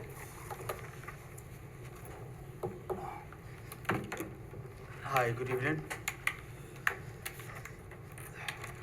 My name is Wali Arohani, and I first want to thank, the zoning department and the planning board for having me. And my proposal is for a cigar tobacco shop on 2521 South Road. That's the plaza that Dave's Hot Chicken just opened up. Yep. In the same plaza. So a little bit about me. Since I was 12 years old, about 1998, I have been helping out with my father in his cigar tobacco shop that he had since the 70s. And at that time, I learned a lot about cigars. I learned about the business. And in 2006, that's when I first opened my first shop with other partners. And all these shops has been running smoothly till today. And that's what we do. Even though I graduated from Hunter College in a pre-med biomedical and bachelor's degree. It wasn't my thing. I've always wanted to be just a small business owner. That's You good. know, so I've been looking for a location for a while in Poughkeepsie, and there's not really much to choose from. This has been going on for like a couple of years, and I seen this location in the beginning of the year, and we signed the lease in March, the beginning of March. And during this time, the landlord had to division a big shop into two to give me my location. And then during this time, I'm waiting until he gives his work is done so I can start mine. And during this time, I usually get all the court papers, licenses I need from the New York State. And I got all those ready. So when it's time, I could go to the building department, get my permit, start my work. Now, I did not know any of these regulations until I went to the building department. So I waited, if I knew this earlier, first of all, I was not gonna sign this 40-page lease for a tobacco shop. And I would have came here a little bit earlier to try to discuss it. So the lease just started, and I went to July to the building department to try to get my permit. And that's when they told me I need to go to the zoning department to get what's a special permit for this type of business. Now, I'm not familiar with these special permits. Yeah. All right, this is the first time I see something like this. And it's a distance that you need to have, which is 500 more or less, from a place of worship, a school, or another tobacco shop. And I'm in this business. I understand the regulations, where they're coming from, you know? You see, these past few years, all these what's so-called tobacco shops are opening up everywhere. And it's a problem, you know? It is a problem. I understand where this is coming from. But if you look at the north side of Poughkeepsie, within a 5-mile radius, there's over 20 tobacco shops around that area. In the south side of Poughkeepsie, from my shop that I want to open up, within a 5-mile radius, there's only one tobacco shop. And that's the shop that does not fit my criteria. It's within, it's just that shop. It's within a 5-mile radius. It's that shop right across the street on the north side, going from the north on Route 9, and I'm on the south side. Now, to get to that shop, you need to drive at least, and I did it on Google, 1.4 miles to get to that location. I did not know there was a location there, by the way. I hate to talk about other shops, because that's not what I do. I just like to focus on what I'm doing and do what I need to get done, you know? But I will talk because this affects me. That shop, first of all, it's all covered up, and you cannot see what's inside. I've went there. When I went there, there was a sign, and actually I was just talking to Eric, and I called him at that moment. It was closed, right? Like at 12, or I think 2 o'clock in the afternoon, it was closed. So I don't know what's going on there. There's a big illegal cannabis sign violation from the town of Poughkeepsie. So I don't know what's going on. The way we run businesses is different.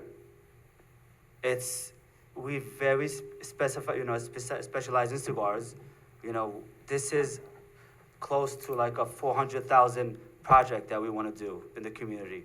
We're gonna have a big walk-in humidor just for cigars. Perhaps if it's possible to get like a cigar smoking room, but if it's worse, that's not my idea. My idea is convenience, you know, and do what I have to do with the tobacco industry. Now, this location, as I've realized, they mostly focused on rolling your own cigarettes, which is like, you know, you buy this bag of tobacco and they charge a fee and they start rolling cigarettes. even though I still, consider a tobacco shop, so I do sell cigarettes, that is my least favorite thing to do, to sell, because you know all the harms. And from my biochemistry degree, I realized toluene, what's the other one? The benzene, these are all carcinogenic chemicals. And when I was working in Hunter College, I worked under one of the chemist teachers for research. I actually have a research paper regarding lab, because my intention was pre-med. So we did research, and these chemicals, you have to work in a fume hut for benzene and toluene, because if you just sniff it, it automatically, cause you, and then cigarettes. So my point is, that is my least favorite thing to sell in the shop, But unfortunately, not all shops are the same. And so to drive to that shop, it's 1.4 miles away. These regulations prevent me from moving forward. They prevent me from opening a shop. They prevent fair competition, fair market competition around the neighborhood, convenience to locals, Instead of people would not want to go inside a shop that's covered up compared to something that's opened up. They have, is more professionally done, and what they sell makes a difference. And I want to finish with, saying that, my proposal is, like I said, we have a big walk-in humidor for cigars, but we also have a lot of gifts, a lot of things for non-smokers, and a lot of things that could, attract anybody. And that's all. And I'm willing to work to try, if anything, to make it happen. But like I said, I'm on a lease, and these 40-page leases, it's not one of those leases that you just get and,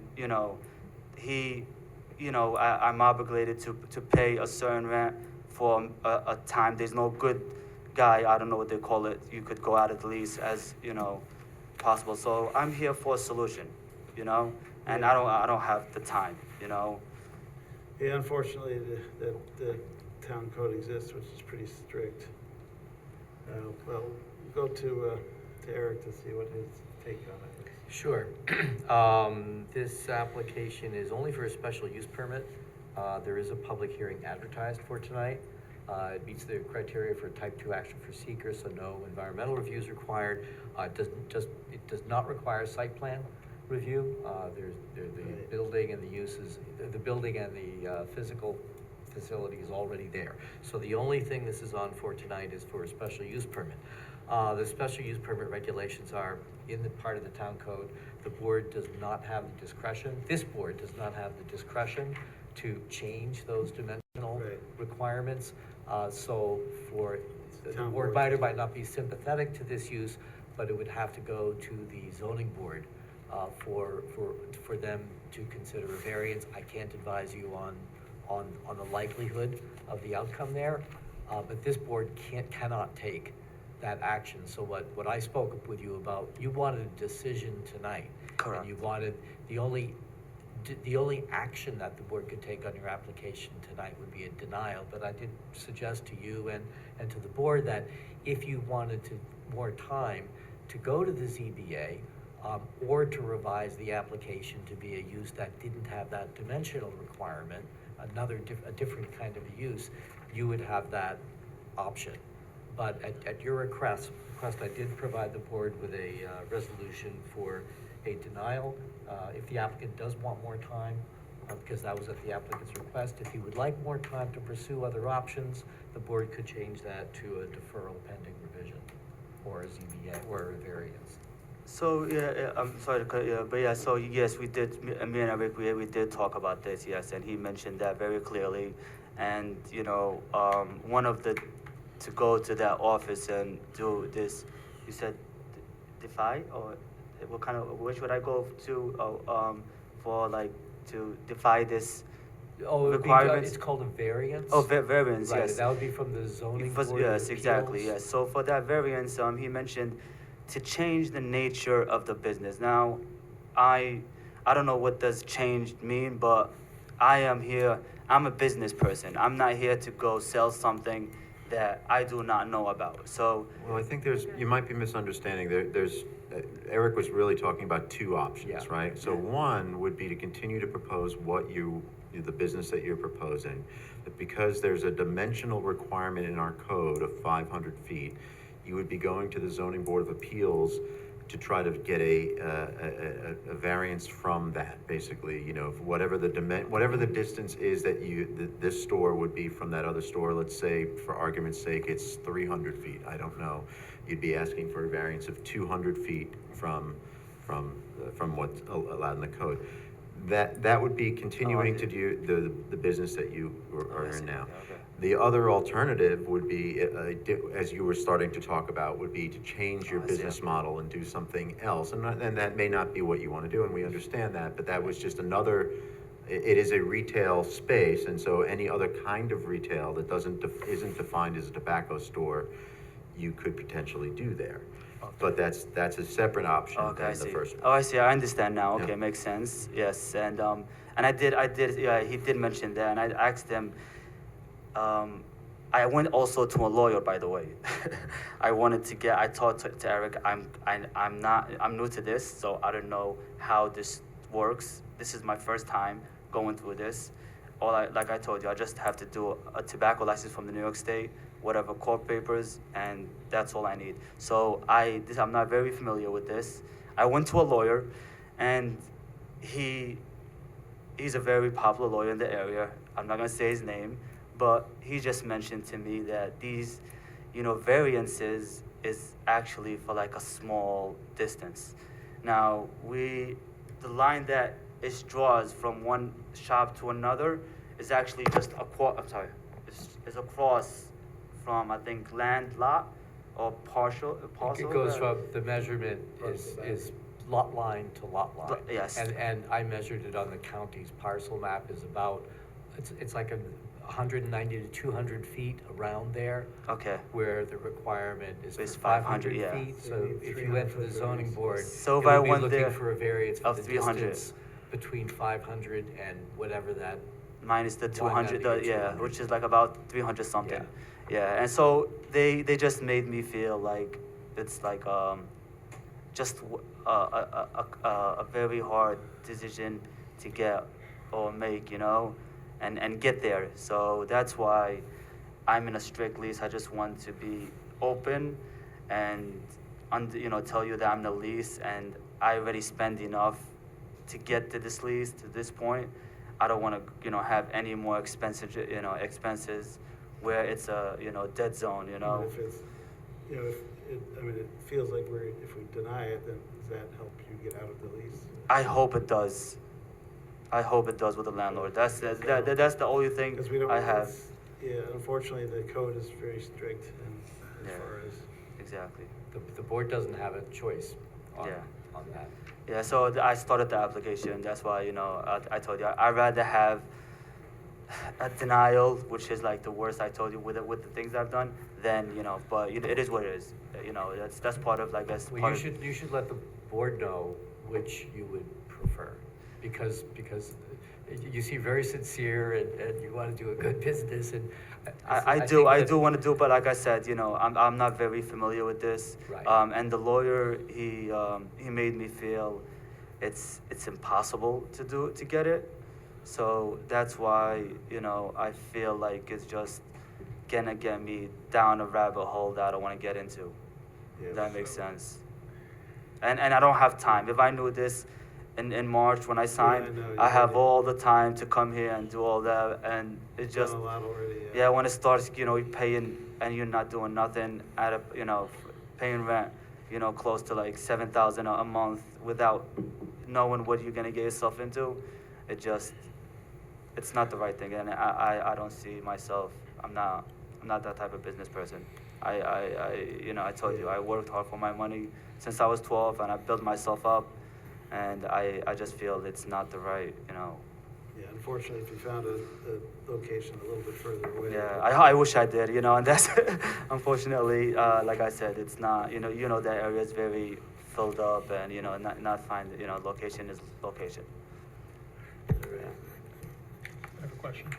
I know, we didn't do a public hearing yet, or I know, but other people were asking questions, so I thought, at what point is, if, as he said, if that other tobacco store has been shut down by some order, at what point is it still considered to be a tobacco store for purposes of this? Yeah, I don't think it Rule. has been. Okay. I did ask the zoning administrator, because when Wally first called me, and we first found out about the store, he said it was closed, and so I asked the zoning administrator, and since then, she said that she drove by the place and it was open. Yeah. Yeah, it is, like I said, it's one of those tobacco shops that you cannot see inside, so it's all covered up. And when you get close, he just had like these small open signs. And I didn't know it was there, like I said, so it's very hard to see. It doesn't have that exposure, you know. But, you know, it does have a big violation with the cannabis-related. And the irony is, this is why the town board decided to put these requirements in for smoke shops going forward, right? Because of that kind of smoke shop. Yes, exactly. And, That's the point I'm trying to say. It doesn't help him. Yes. For his kind, then that one, Right, right. unfortunately, that one's Yeah, already pre-existing. Now, is someone considered a tobacco store if they sell any amount of tobacco? Or is there a proportional requirement? Like if they sell half? There's a definition. Yeah, and there is an ability for to be like a gas station that sells cigarettes, but that sells other things as well. I mean, So if he's a gift shop that has a small portion that also sells cigars, would that fit the? It depends on if it meets the requirement in the code. There is a. Basically, it's an establishment that sells or distributes tobacco or nicotine products and related paraphernalia directly to consumers, and which does not meet the definition of tobacco products ancillary sales. And ancillary tobacco products ancillary sales is any establishment that uses no more than 5% of its retail space or 200 square feet, whichever is less, for the display for sale of tobacco or nicotine products or Yeah, paraphernalia. 5%, yeah, exactly, 5%. So I'd rather just open a convenience, and I said, I'm not willing to go to a different line of business, you know, it's not worth it for me. If can this be, I mean, say we deny it now and then the other store closes, can we? He could come back. Yeah, there's no limitation on that, but. Okay, I didn't know legally once we denied it. That's fine. So, All right, so before we deny that, I just think he really should go consult with an attorney. He said He he said he decided did. to- Well, I know, but I don't know that he retained the person. I don't know that he went through all of because he has a 40-page lease. I don't know that he knows what is going to happen to him if he gets a denial under that lease. I really don't know, but I hope it just works with the landlord. You know, that's what I'm hoping for. You should know the right now. answer to that question. Yeah, that's what I'm worried about right now. Just the lease, you know. I will remind the board that you still have to open the public hearing. Yeah, right. Yeah, All right, in that case, I move we open the public hearing. Second. Moved and seconded, all in favor? Aye. Opposed? Motion passes. Anyone wish to comment in the audience here or on Zoom? If you're on Zoom, there's a couple names I don't recognize there, so if you're on Zoom and want to speak, just unmute yourself. Someone left, all right. Guess that's enough. Seeing none, I move we close the public hearing. Second. Moved and seconded, all in favor? Aye. Opposed? Motion passes. Just go around the board officially for comments. Peter? Nicole? No. Nothing. Nothing. Sharon? No comment. You have my sympathy. Yeah. But what that means is you really should understand your rights in the situation vis-a-vis planning board, zoning board, your lease with your landlord, before you make any kind of decision on this. Because it's a 40-page lease, none of us knows what's going to happen. And that's what I'm saying. We can't help you with that because Yes, we can't exactly. give you advice. Yeah. But you should go back to your attorney, or if you want a second opinion, go to another attorney. Doesn't matter who, but just figure out what your rights are, because you might be on the hook for $7,000 a month until the end of the I am. lease. I am on the hook Right. for at least 18 months to pay that rent, regardless, I think, of any situation. So you So might, that is the problem. So I'm hoping, I don't know, you cannot untrust landlords these days, but a lease is a contract. So I don't know how does that work. So of course, if worst case scenario, if it gets to that point, I will have to contact a lawyer, because who would do that?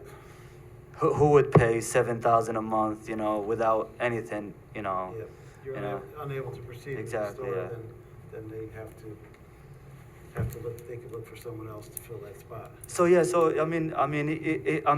that's a good point. Well, and I appreciate that, because it does affect me afterwards what happens. I'm hoping at least like paperwork, official, paperwork that will just satisfy the landlord, as if it was a denial. It doesn't have to be a denial, as long as something I could show up to the landlord and just tell him, this is what it is. We have no option around it. Yeah, that's basically it. I just wonder if the landlord knew that you weren't supposed to be that close to the other shop. Before signing the lease? Oh, no, he didn't. Doesn't sound like it. No, he doesn't sound like it. No, he was surprised as soon as I told him about the special permit, yes. So he was surprised as me. Yeah, certain uses in the town require a special vote. That's my shop, And that's then it. there's restrictions like this on. Well, it's definitely, I told you, I've been in the business for over 20 years now, and this is a new thing for me, but you keep learning every day, I guess, Yeah. with experience. The same thing with Yeah. cannabis, the new cannabis shops, they can't be very close, and there's only a certain. Yeah, number. with cannabis it's different, because you have to get, first of all, a cannabis And the license. state license. Yeah, and you have, of course, these licenses, they will stop you and they will tell you, I think, before getting the license, because, I've looked into that, and, Liquor stores could be special use as well, Yeah. so a lot of different, things. yeah. All right. Okay. I move the planning board determine that this proposed action meets the criteria for secret type 2 action pursuant to secret part 617.5 C18, requiring no further environmental review. Second. Moved and seconded for seeker, all in favor? Aye. Opposed, motion passes. Move that the planning board deny the special use permit application for a tobacco store because it does not meet the location requirement of 210-111.1C1, requiring a minimum of 500 feet separation of the site parcel from the site parcel of another tobacco store, and with consideration of the following 1 through 4. Second. Moved and seconded, 1 through 4. Call to question, all in favor? Aye. Opposed? This motion passes 7-0. Sorry for your situation, but, Well, thank you very much. hopefully you can go forward and Have a good night. do something else. Good luck.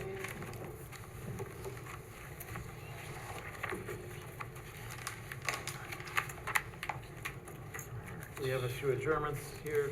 51 Vassar Road, I move the planning board to adjourn the public hearing to September 18th, 2025. Second. Moved and seconded, all in favor? Aye. Opposed? Motion passes. Inwood Avenue Townhomes, I move the planning board to adjourn the public hearing to September 18th, 2025. Second. Moved and seconded, all in favor? Aye. Opposed? Motion passes. Spark Car Wash, I move the planning board to adjourn the public hearing to September 18th, 2025. Second. Moved and seconded, all in favor? Aye. Opposed? Motion passes. The vertical bridge on Pendle Road, I move the planning board to adjourn the public hearing to September 18th, 2025. Second. Moved and seconded, all in favor? Aye. Opposed? Motion passes 7-0. This time I move to allow public comment on any other agenda items on tonight's agenda. And please limit the comments to no more than 3 minutes, and we'll consider them during this portion of the meeting, but not respond to them. Second. Moved and seconded, all in favor? Aye. Opposed? Motion passes. Anyone wish to comment on remaining agenda items tonight?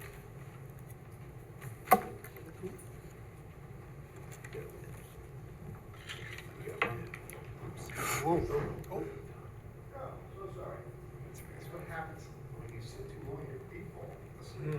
I know exactly how you feel. Let's see, seeing none on Zoom, we have one in the room here, comment on someone? Yep. And again, we're asking for Okay, so, comments for about 3 minutes, right? okay, yeah, no, it's just that quick. Yeah. Listen, my name's Ken Stenger. I don't always flop around in the audience before I get to my chair. but I am getting older, so maybe I should get used to it. Listen, I'm here representing MHTC. I have a few comments on the issue involving the NYS distribution application. Okay. What I did in preparation for this evening, now I'm fairly new to the file, but I read the SECRA proposal that was on the agenda tonight, and I just have some questions that if you can't answer them readily, because perhaps I've overlooked the answer. I would ask you to get them answered before you vote on this. The first was with respect to a traffic study. In 2024, the applicant filed a trip generator report to NYS DOT. In May of 2025, NYS DOT wrote to the applicant requesting a traffic study showing a trip generation analysis. Now, I don't propose to sit here as an expert and tell you what the difference is, but I don't see in the records any evidence that this second report that was requested by NYS DOT was either submitted to NYS DOT or approved by it. That may be in the record. I'm not saying that I know every piece. I don't know this as well as you do. But if you can look at that and you can determine that it happened, then I think my objection or my question is answered. But if you can't find that it happened, then it should happen before you move forward on your secret. The second point that I'm looking at is something I'm a little bit more familiar with. On July 17, 2025, the zoning administrator found that the performance standards at section 210-94 apply to this application. So I've read that statute.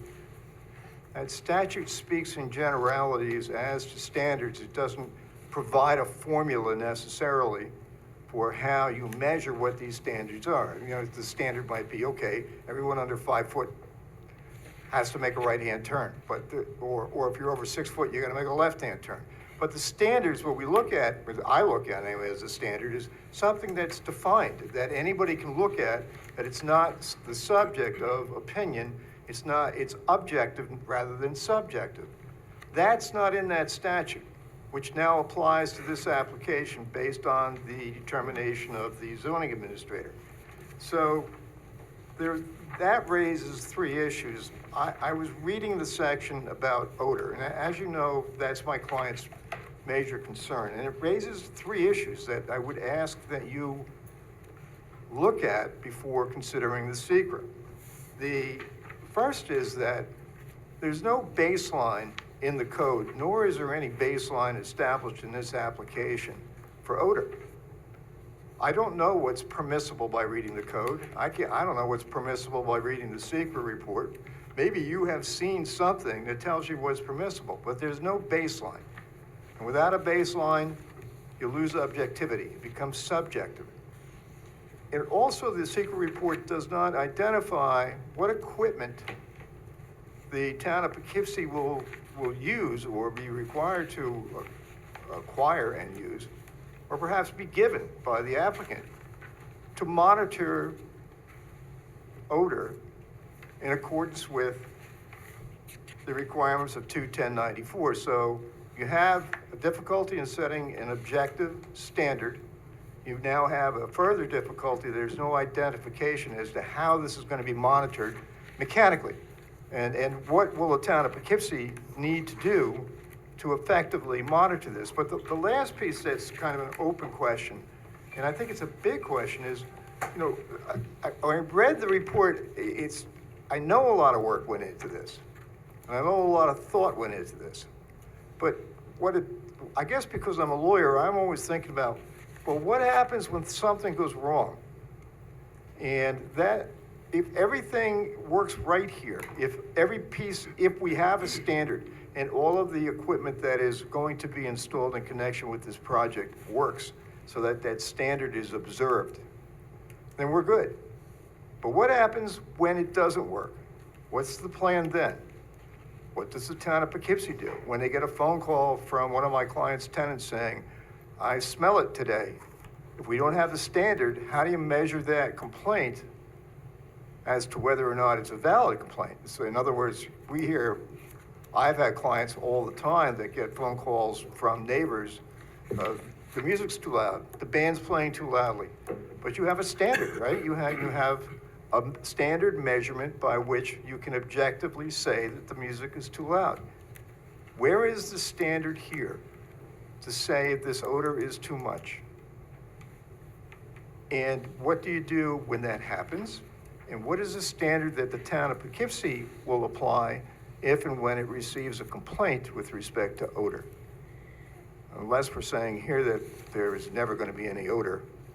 I didn't see that when I read this. Maybe I missed that sentence. So I wanted to thank you, and I apologize for my sleeping foot. There's just one last thing I'll leave you with. I don't know if it's relevant or not. I've only been in this case a little bit.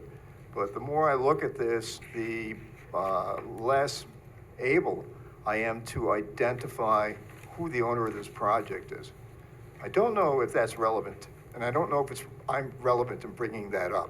But it is something I will look at a little further as I go along, and I will supplement it with a letter to you.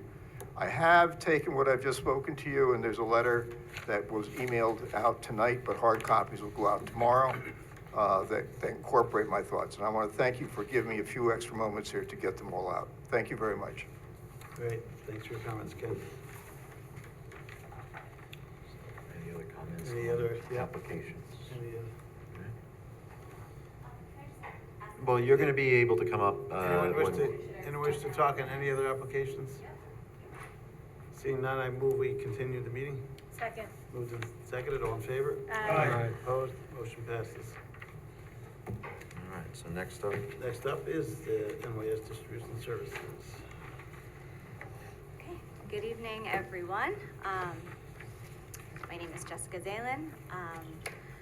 I am an attorney with the law firm of Cuddy and Fader. I am here tonight appearing on behalf of the applicant, New York State Distribution Services, Inc., the applicant in this matter, in connection with the applicant's request for amended site plan approval for their proposed cannabis manufacturing and distribution operations to be conducted within the existing industrial building at 900 Dutchess Turnpike. I'm joined this evening via Zoom by Michael Sami, representing the applicant.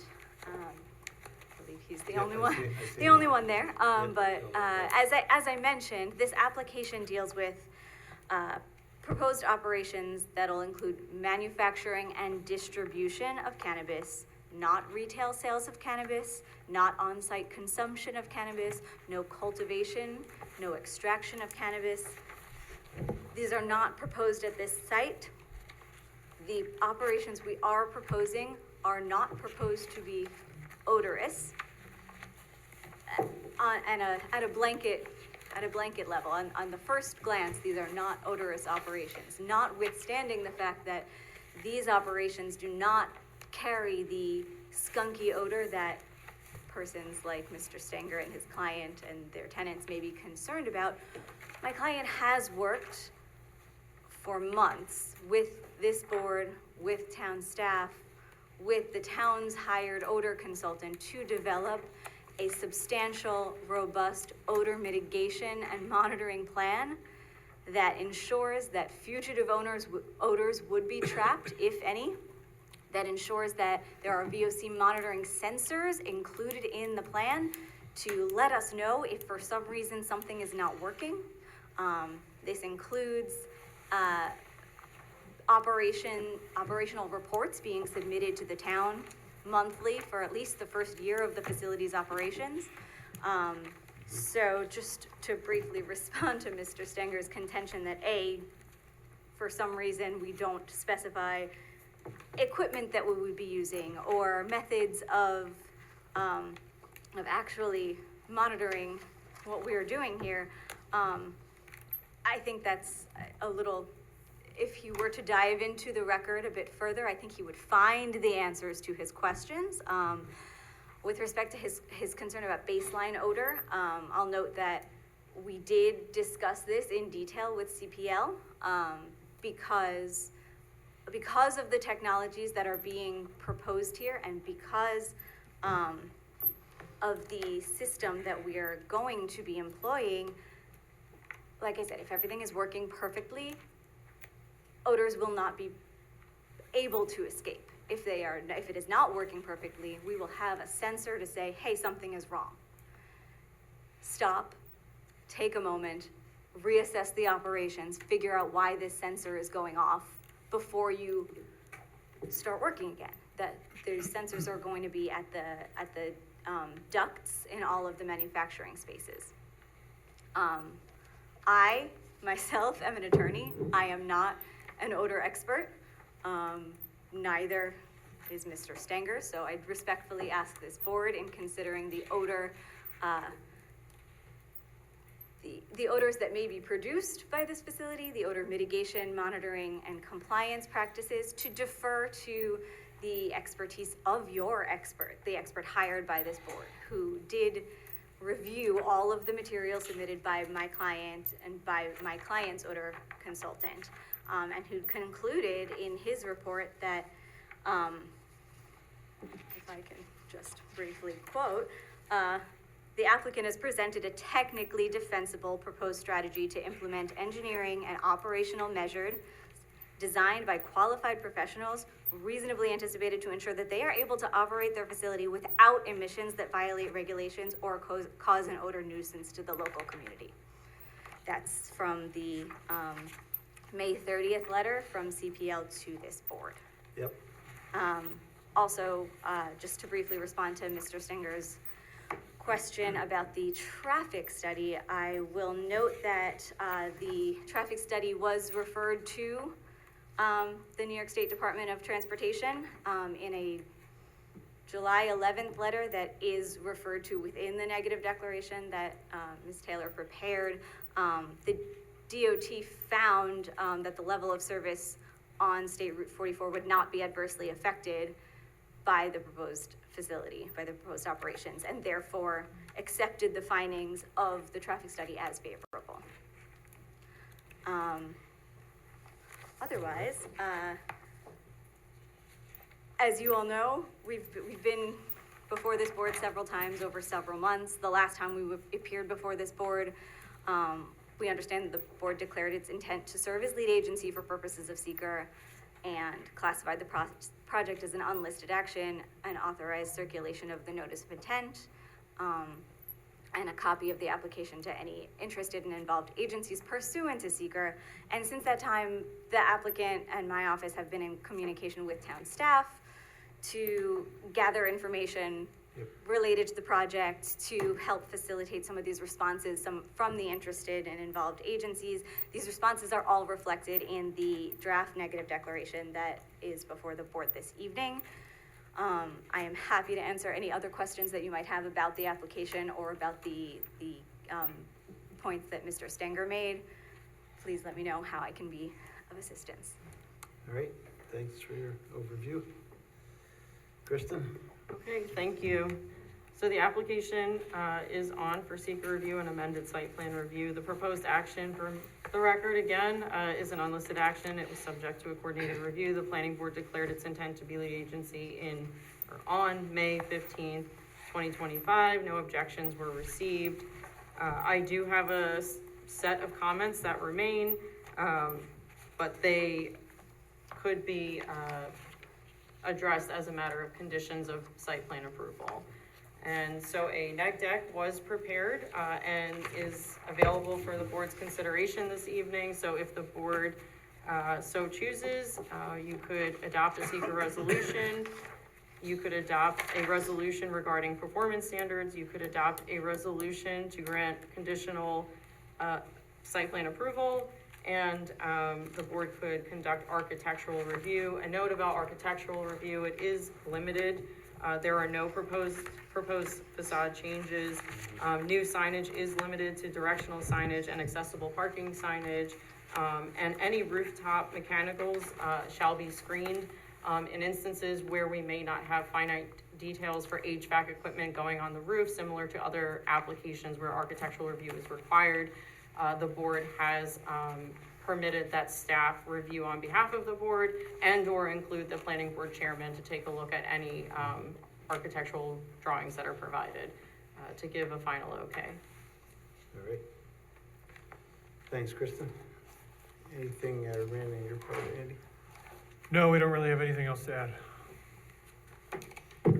And do we have that summary letter of May 30th from our consultant on odors?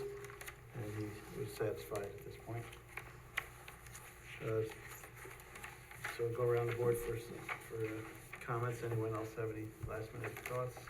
Peter? Yeah. You know, look at 900 Dutchess Turnpike as an enigmatic land use anomaly. You know, you had De La Separator Company, when they were done totally polluting the site that they were on the Hudson River. This site was created for them, a heavy industrial site surrounded by single-family residential properties. When we received this application, I looked at our code, and in heavy industrial, it states clearly, you know, that odor is a concern and would not be permitted by anyone generating something that would be extended to the neighboring properties. And we looked at a lot of, we got a lot of information about odor control. You know, we read a lot of reports, environmental reports, geotech reports, traffic reports. We received a report from Colliers Engineering regarding their approach to odor control. And it's one of the few reports that we receive, I think, at least that I've read, that were intended to inform and not impress. It was written in plain English. It made a lot of sense to me, and I think it was a game changer, really, for me. And really, that's the extent of my comments. You know, I've said this 1,000 times. We're amateurs here, but having read the report from Colliers Engineering and the affirmation from our engineer, you know, I feel much more comfortable about this.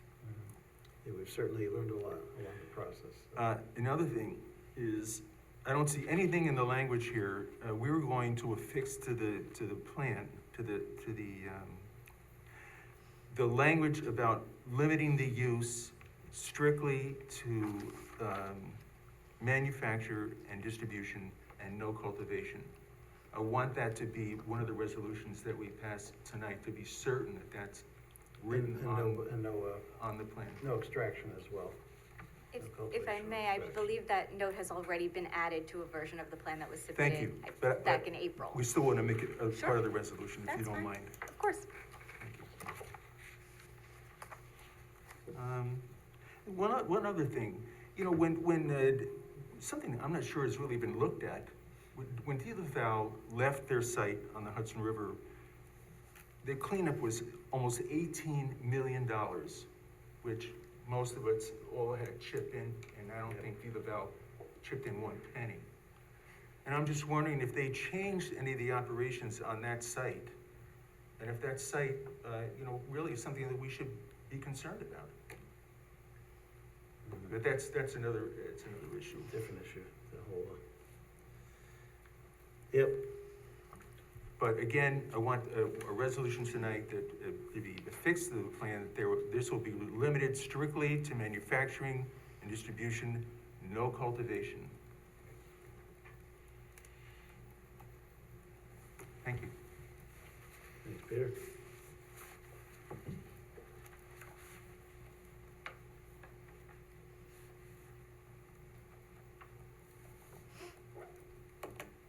All right, let's see, Nicole, anything? No. Rocco, anything? Or nothing further. Sharon? Nothing else? Stephen? No comments. Michael? I have a question for Ms. Taylor. At a prior meeting where this came up, the applicant, in response to my question about the odor report, about where it was taken and what proportion of the,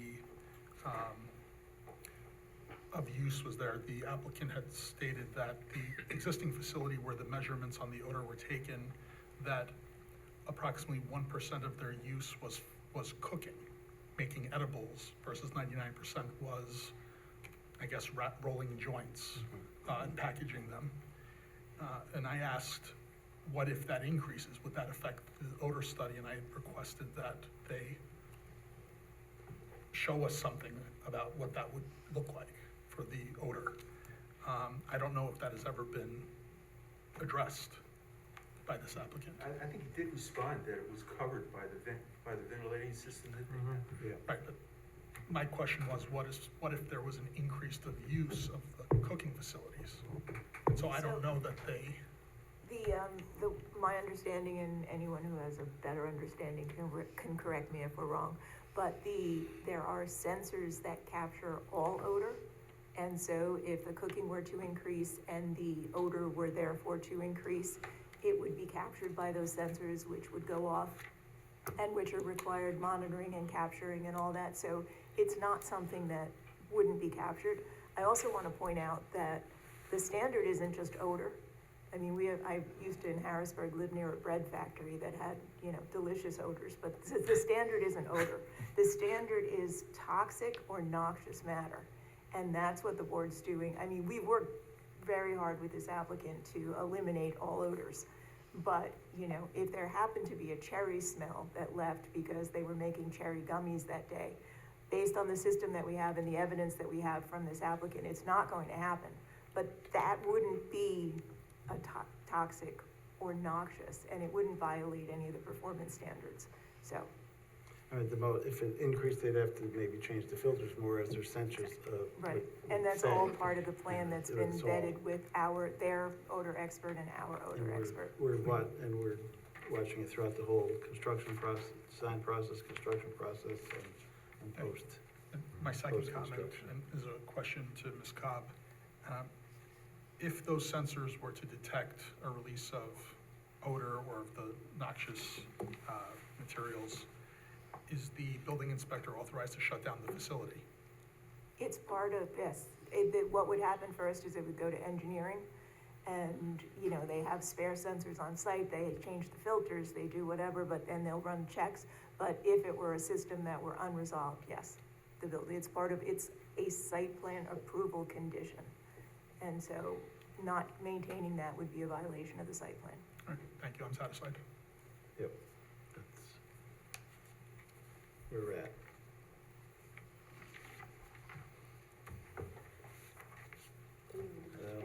Anybody else? Anything?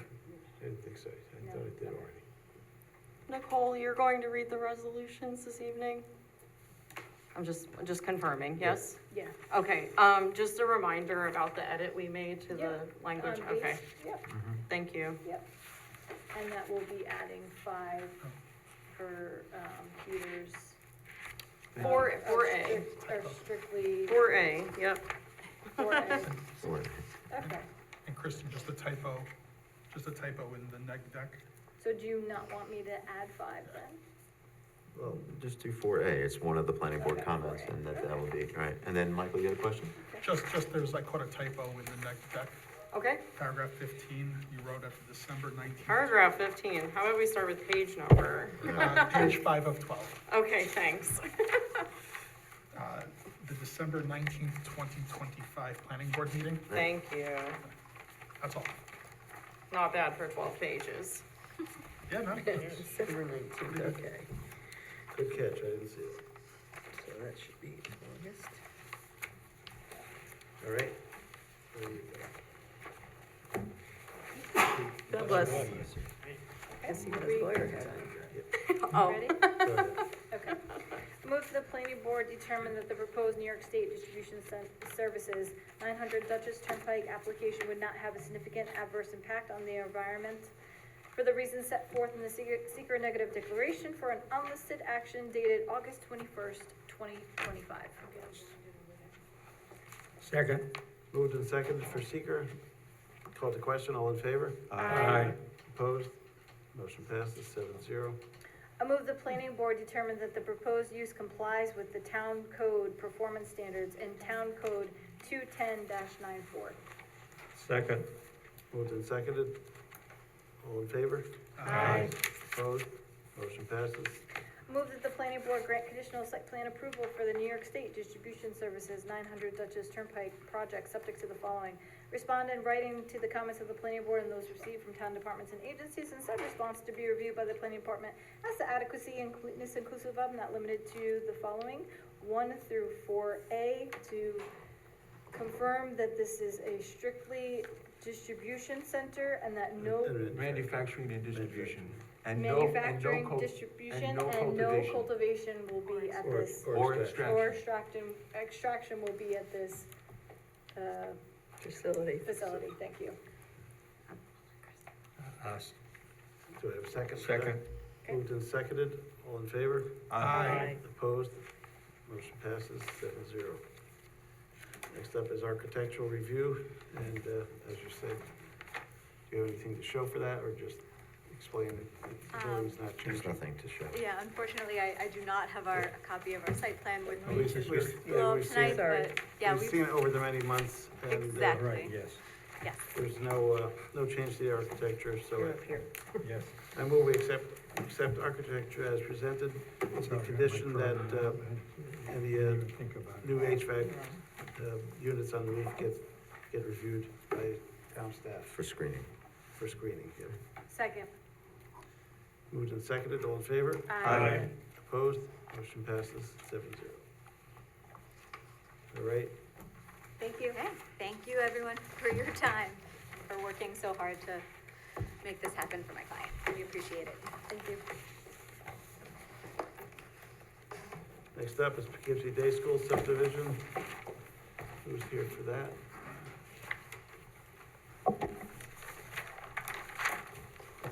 Waiting patiently. Good evening, folks. My name is Dave Dipple. I'm a land surveyor for LaBella Associates. Most of you probably better know it formally as Chasen Yep. Companies. I manage their Poughkeepsie, New York office. I have with me Mr. Eric Eustace from Poughkeepsie Day School. We are here today to present an application for a 3-lot subdivision of the Poughkeepsie Day School property, and I apologize, I do not have a computer to hook up to project the map. I do have extra copies of the We map. have it, no problem. Okay, We're good. all right, great. So it's I'm sure you're all familiar with the location on Boardman Road, former IBM property back in the day. It's been operating for quite some time as Poughkeepsie Day School, I correct? think we moved over in the 96. So Okay. been there a long time. It's been a while. So it's a 34 plus or minus acre parcel on Boardman Road, currently occupied by the Poughkeepsie Day School. We're proposing to subdivide the day school building off on about, apologies, I misplaced my glasses, on an 18-acre parcel. And then the old Kenyon house, we're proposing to put on a 3-acre parcel. And then the remaining 12.7 acres, which is vacant from any real structures, it's mainly athletic fields. That would be the 3rd lot of the subdivision. I believe Mr. Eustace may be able to talk a little bit more about the proposed use eventually of Lot 2, that have a potential client who would like to, or buyer who is interested in buying that property to house a music archival museum. Yeah, so we're working with a nonprofit special library collection that is interested in the Kenyon House site to locate educational activities and their archival library special So feel that that is both mission aligned with the day school as a fellow educational institution and obviously consistent with the zoning. So. And I guess you don't need that building anymore then for your Yeah, day so school the Poughkeepsie operation. Day School is continuing operations at the Gilkison Center, which is the former IBM Conference Center, which is the larger Right. plant, and newer plant next door. The Kenyon House is the historic mansion, which was always very charming, but is not the most suitable building for the school at this point. All right. And I'm sorry, I believe the same potential buyer would be interested in buying the proposed Lot 3 as well. At this time, we don't have any hard plans for what would be done with that. But we would expect that at such time that the owner of that lot does have a plan, they would come back before the board and maybe the zoning boards for site plan approval. Okay. And in the near term, the expectation is that the athletic fields will continue to be used for educational activities of the school, pending any future discussions about transferring that. Yeah, remember when we did the fields, we put the fence up, so stray balls. Right, exactly. Woodward Road there and such. All right. And we are also in receipt of comments from the board. At the time I left the office, about 5 o'clock this evening, 4:45, my colleagues were in the process of finishing up a response. It may be in the emails, but it will definitely be going out tomorrow. That's fine, we have to circulate from the agency anyway. Right. So, Eric? Sure. Let's see, the application is for preliminary major subdivision review for 3 lots. The only action for the board tonight is to declare its intent to be a seeker lead agency for review of the application. And then no further action beyond that. The other agencies have to be given the time to respond. We have to send out the notice if the board approves that. It's pretty straightforward, it's 3 lots. The only issue that seemed to come up in the comments had to do with engineering comments on utility lines. There's no construction proposed or no physical disturbance. So for seeker at the moment, there are no issues. If, as a result of comments, there's some construction proposed or activity proposed on the ground, then obviously the seeker review would need to consider what that is. At this time, no construction is proposed. Okay, we gotta look into it. All right, thanks, Eric. Andy? Yeah, so our most significant concern here is that these sites are obviously highly intertwined. And that is an issue particular for utilities, specifically water and sewer, which cannot be shared unless there's a transportation corporation formed. An easier solution sometimes is to actually create separate service connections, which may require construction, obviously, but that's up to you. So that's the gist of most of our comments here, is that we have to figure that out. Now, we did find an older plan prepared by Chazen of the site, which I think it was from 2006 or so. That's probably when we did the fence.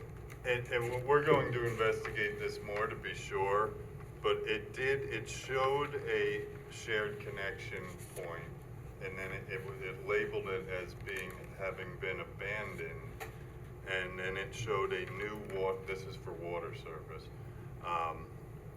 and it showed a new water service going directly from the road into the Kenyon House, where it had previously crossed through in front of the school building, and I think it lied off and served both buildings, but I think we're gonna do an underground utility investigation just to confirm it. If that's true, yeah, that solves the, Well, it's solved it for water. for Well, water. the sewer Right, too. sewer is the other one. We think the sewer connections are separate, but the sewer connecting to the Kenyon house is, we think, crossing over the proposed lot 1, which we may just be able to settle that with an easement. Yeah, as long as they're separate lines, Right. easements are okay. Right. They just can't be shared lines. Right. I mean, Again, we're gonna confirm that as well, but we're pretty sure on the sewer thing that they're separate. I mean, the buildings were obviously built at much different times, so hopefully, when they hooked up the sewer, that they did it uniquely. Right. Can I just, quick question? It sounds like you have some investigation still to do, but at the same time, it sounds like you're trying to get a response in for the next month's meeting, which obviously would require submittal right away, pretty much, right, on Monday. Well, we just wanted to acknowledge that we had received it, and Okay. many of our responses are going to be, we're working to prepare a revision. I guess my question was, does it make sense to rush to get onto the September meeting when we won't have enough time for lead agency to be established? And you won't have all of the answers necessarily that you will need. Would it make more sense to take all the comments, spend a little more time with them, and then submit for the October meeting in September, when by that point we could be lead agency, and by that point you might have better and more complete responses, and therefore save yourself the time and cost of another meeting?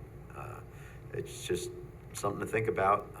There's there's no requirement that you submit right away for September, I mean, if October is more realistic, you're not gonna get a decision probably in September anyway, because we won't be able to make one. So Okay. why not give yourself the time to put together a more complete resubmittal, and then have everything answered, and maybe even get, an approval in So October. Understood. We won't meet the 30-day requirement. We won't meet the 30-day requirement By September, in it's September. only 28 days from now, so. Yeah. so For the lead agency. For the lead agency. I got So you. we have to Well, legally allow all the comments to come back. We have to allow that 30 days. Well, if you're telling me that that's how it's gonna be, then that, I know Mr. Eustace is anxious Yeah. to get this through as quickly as possible. But I don't know how. But else if to- it, I don't think there's any real path to getting an approval in September. It sounds like there's some work that you have to do anyway. Why not just get those answers now and get a real complete package set for the October meeting? We'll have a public hearing in October, and there's no reason why it couldn't be approved at that meeting, I don't think, assuming Right. that all the questions are answered. It'll also give you a little more time to, you talked a little bit about water and sewer now, but I'm just gonna suggest from Andy's comments and from looking at the 2012 site plan, there's a lot of stuff out there. And so, the lot lines run across, so before just submitting, assuming that will answer the question, maybe run through it, work with Andy a little bit before you make the submittal, to make sure it's, if you're gonna take the time to do it, work through that, use that time to work through it, to make a submittal that has that will have a greater confidence that it will respond to all the issues. let me ask you this, aside from the water and sewer, aspect of the utilities, would a like blanket reciprocal easement for electric or communication lines be something that There's fiber. Yeah, would work? yeah, easements for anything other than water and sewer would be acceptable. Yeah, Okay. so like access, the parking, all of those things, that Mhm. can all be addressed that way. Yeah. Okay. Unfortunately, water and sewer cannot be, because it's the state. And I don't know Right, how I this- understand I'm not that. sure how the solar array works, if there's electricity passing to that building as well, but. Oh, that would be a question. Does the solar connect directly to the school building? or- Yeah, my understanding is it's essentially a net metering situation with respect to the Gilkison Center, so. Okay. I don't believe it runs across. Yeah, not right, okay, so just, you have to kind of answer all those things Yep. and work to get the easements put in place. And if you have any questions, feel free to call. And I think, and you're welcome to call CPL as well. Okay. Happy to work with you. Okay. So we should go around the board for any comments, Peter? Glad to see the school is staying open. That's great. The archival library, is it gonna be limited to a certain subject, or is it? It's music. It's contemporary music, actually. Oh, it's music. The Library of Music, yeah. Oh, terrific. Great. Thank you. I got to go see it. It's fascinating. Yes. And will it be open to the public? They have, I'm not in complete control of their programming, but Okay. I understand that, yes, they offer tours and they offer instructional activities and they have a small archival staff. Yeah, I think they're busy trying to, curate it at this collection. Let's see, Michael, anything? Yeah, just a heads up that I'm sure that I'm not gonna be the only one, but we're going to be curious about the parking situation when you come back. So just make sure you address that and do the calculations that are required. You mean when they do the site plan later Yeah. on? Oh, yeah. Yeah, that's. Because I know you're anxious to get it done quickly, so something that you're gonna look for, I mean, that that we're gonna look for, I should say. I mean, that lot they're separating off for lot 2 comes with quite a big amount of parking as it is. Right. Right now, their looks like- business only has like 3 employees. It looks like almost the majority of the parking is going with the smaller building, that's why. That's it. Yeah, Oh, as far as Poughkeepsie Day School needing parking? yeah. Yes. Yeah, that's why the cross-access issue Yeah, will be right. important. If you cross-access, they could use parking as well. That's a Just good point. book your space in advance. Anything, Steve? No other comment. Chairman? Rocco? Yeah, I've got a couple of questions. I don't know if you can answer the first one or not, but several months ago, I think it was, I read an article about a local person who was looking to set up a musical archival. Is this the same person, or I don't know the you answer can't to that speak question. to that? Yeah, this is an established Okay. archive and library with a pretty extensive collection, so this isn't. Okay, well, in that article, they said that there's plenty more to be archived, which leads me to ask, is this going to be hard copy, digital, both? And can it all be housed where it is? The current collection might be, but if it goes I think we're gonna on have to wait for the archive Okay. to actually come in with their Okay. site plan to Yeah, get, because they're not gonna be able to answer all those questions. All right, for you. well, I just- Yeah, this No, I- is it's- I just to understand. subdivide it. Okay, So- But I'll say right, in well, terms but of it their does current- play into the fact that they could, right, if they're looking to buy lot 3 also, that could portend expansion. And that's why I'm asking. Now, the last thing would be that if, with the subdivision and the potential sale, I know Peter alluded to the fact that it's staying, that the Poughkeepsie Day School is staying open. Is that, will the for sale sign come down, or will the for sale sign stay up? So to be clear, the for sale sign is in front of Kenyon House. The for Oh, sale sign okay, is it's not just in front for, of okay, Gilderson. it wasn't clear. All right, thank you. Yes, absolutely. Anything, Nicole? No.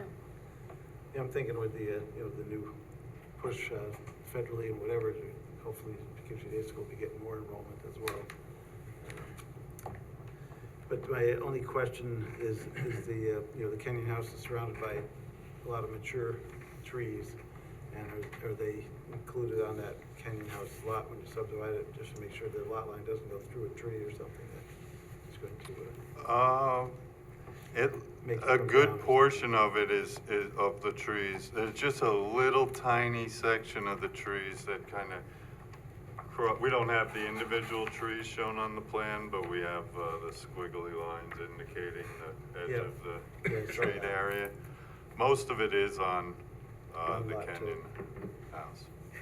But if he's interested in it, that was the So if he's interested in that other lot as well, then maybe that answers my question of somebody trying to cut them down if they don't. So we'll look at that for a future site plan. All right? I move that the planning board declare that its intent to be lead agency to coordinate the environmental review of the proposed projects as an unlisted action and authorize the planning department circulation of the notice of said intent, a copy of the EAF, and a copy of the application to all involved agencies and identified interested agencies. Second. Moved and seconded for lead agency, all in favor? Aye. Opposed, motion passes 7-0. Move the planning board defer further action on this application pending establishment of a lead agency and subject to the following. Respond to comments of the planning board and those received from town departments and agencies, and said response to be reviewed by the planning department as adequacy and completeness inclusive of not limited to the following 1 through 9. Second. Moved and seconded, call the question, all in favor? Aye. Opposed, motion passes 7-0. All right, good to go for now, we'll see you See you next time. whenever you Thank you. come back in, but Thank you very much. we have some homework to do there. Next up is the zoning code amendment for battery storage systems. Yes, so. Mike? Yep, so this is, comes to us as a referral from the town board. If you recall, about a year ago, the town board had a proposed local law related to battery energy storage systems on the table. We did look at that one at the time. The board then decided to put in place a moratorium so that they could do some more investigation of this issue, which they have been doing over the last year. Primarily, focused on this fire safety questions. That's the issue that I think is most important. And so bringing in the fire districts and getting some of that education has been what's been going on. But so we now have a slightly revised version of the code in front of the town board, and so the planning board is being asked to make its advisory recommendation. The town board will be holding its public hearing on this on September 3rd. And so there's a motion here for the board to convey its recommendation, either positive or neutral or negative, regarding adoption of the proposed local law. All right, thanks, Mike. Yep, I was on the committee, we went back and forth for many months on this to get the language correctly, because there's different tiers of this, the size of the batteries, et cetera, and it excludes the batteries that you could use in your house for charging your car or just from your solar roof, whatever. So it's just commercial applications, big. It doesn't exclude them, it just makes it clear that those just require building and electrical They're permits, separate, but not yes, other separate from, kinds of permits, right? separate from the larger Right. issues. Yep. All right, any comments from board members? Just I have one, and that's with regard to the decommissioning. That is,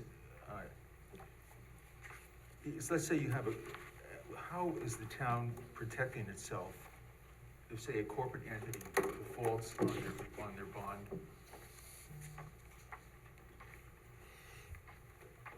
I looked at the Yeah, we have decommissioning, the decommissioning fund. the on language, page 12. Mhm. and it's really not clear, where it says decommissioning fund. It's not really clear what happens if there's a default. In other words, if may have corporate entities from other states who come and apply for these licenses. I can't answer for the language of the code, but the board undertook, there were conditions associated with the solar facility that was approved. Yeah, I know, as a several matter of years fact, back. I requested And- that we do that, I was the one who Right, requested. and so the decommission, the way that was handled at that time as a condition of the approval was there needed to be a legal agreement, and the bond was subject to it. There was a decommissioning covenant that was signed, and I believe, if I'm relying in memory here, I believe that there was language in the covenant and the language of the agreement, which provided for the continuation and riders and upscaling of costs over time. It's in here for too. demolition. It's in here too. Okay. But there's nothing in here that says what happens if the entity defaults. If it's a corporation, and they just Do you have any comments, Lisa? on decide to that? go out of business. Well, the bond is held by a third-party bonding company, and, they use the ones that have been around for years and years and years. So, I mean, if there were a major. So the entity is going to pay an upfront fee Yes. which will last for the duration of the bond. Right, the bond is with a third party and is acceptable to the town. Yeah, So- okay, and the fee that they do to acquire the bond, that they provide to acquire the bond, that stays in full force and effect for the life of the. Yes, it says Fine. the They security pay shall the- remain in effect for the life of They the pay the facility. fee to the third party issues the bond, and Okay, the and it's town a has a one-time gift. fee. Yes. Okay, fine. To that, One other thing, and that is, it doesn't cover household. A week ago, the US Consumer Product and Safety Commission recalled 30,000 wireless power banks because they were exploding and bursting into flame. 30,000. And they wrote in their notice, do not throw the lithium-ion device into the trash because they will, in a landfill, I don't know if anybody else here has been to a landfill, there's a lot of heavy equipment and they will explode when they're compressed. My concern here has nothing to do with this, but I'm just saying, I think that we may be getting over our skis here a little bit, because you have 30,000 of these. How many of those 30,000 owners are gonna go out and find a correct disposal entity? Because there really aren't that many around. So out of 30,000, how many of those owners are gonna take it and just put it in the garbage bag and throw it, and it goes into our landfill? I'm not gonna argue with you about this particular thing. I will say that is a different thing than than the batteries that are being used in homes for chargers and other things. The other thing I would say is that the New York State does have a very robust building and fire code related to these. I know, but I'm talking energy about, I'm systems. saying, Right. people being what they are, how many people are gonna drive 50 miles to a facility? Right.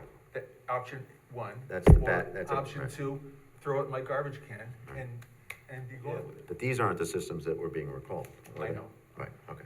And there's also, we brought that up as in one of these meetings, that there's scooter fires and things, but a lot of these are illegal batteries that are, brought in. These are not illegal. And these are not illegal. Most of these are sold on Amazon. Doesn't make them. Well, no, It doesn't mean that they're from. there's a I would say counterfeit, not Reputable illegal, manufacturer. counterfeit kind of batteries that are substandard. I'm that just cause saying, these look scooter before you fires. leap, because there's a lot more to this than meets the eye. Anyone Yep, else? it's been thoroughly discussed with the fire department, so that's the biggest sticking point. Michael has something he wants to say, I can Oh. see it. Yeah. We'll start with Andy Mike first. if we have also any. had something, so. What? Any thoughts, Andy? I was just, my only comment was that I know from the solar facilities and the decommissioning bonds that we've had to deal with in the past, the bonding agencies typically don't offer long-term bonds. It's usually 5 years, I think, is about the longest I've seen, and that has to be renewed on a periodic basis. So that's something that, has to be. Right, I'm sorry, I was assuming it's a 5-year bond, and then you do we factored in the cost of living and whatever. But the bond is issued by usually a reputable bond company Oh, that's sure it acceptable is. to the town. But if it's gonna last for 5 years, why not request an escrow for the renewal? It's not up to me, I'm just thinking out loud. To Peter's point and Andy's point, so the question really is, at the end of those 5 years, because they're not building these facilities to last for 5 years and then shut them down. They're building them to last for, they're gonna amortize them over 22 and a half years minimum before they do anything. So at the end of those 5 years, we wanna see a renewal bond. If they fail to renew, is the town getting notice of that?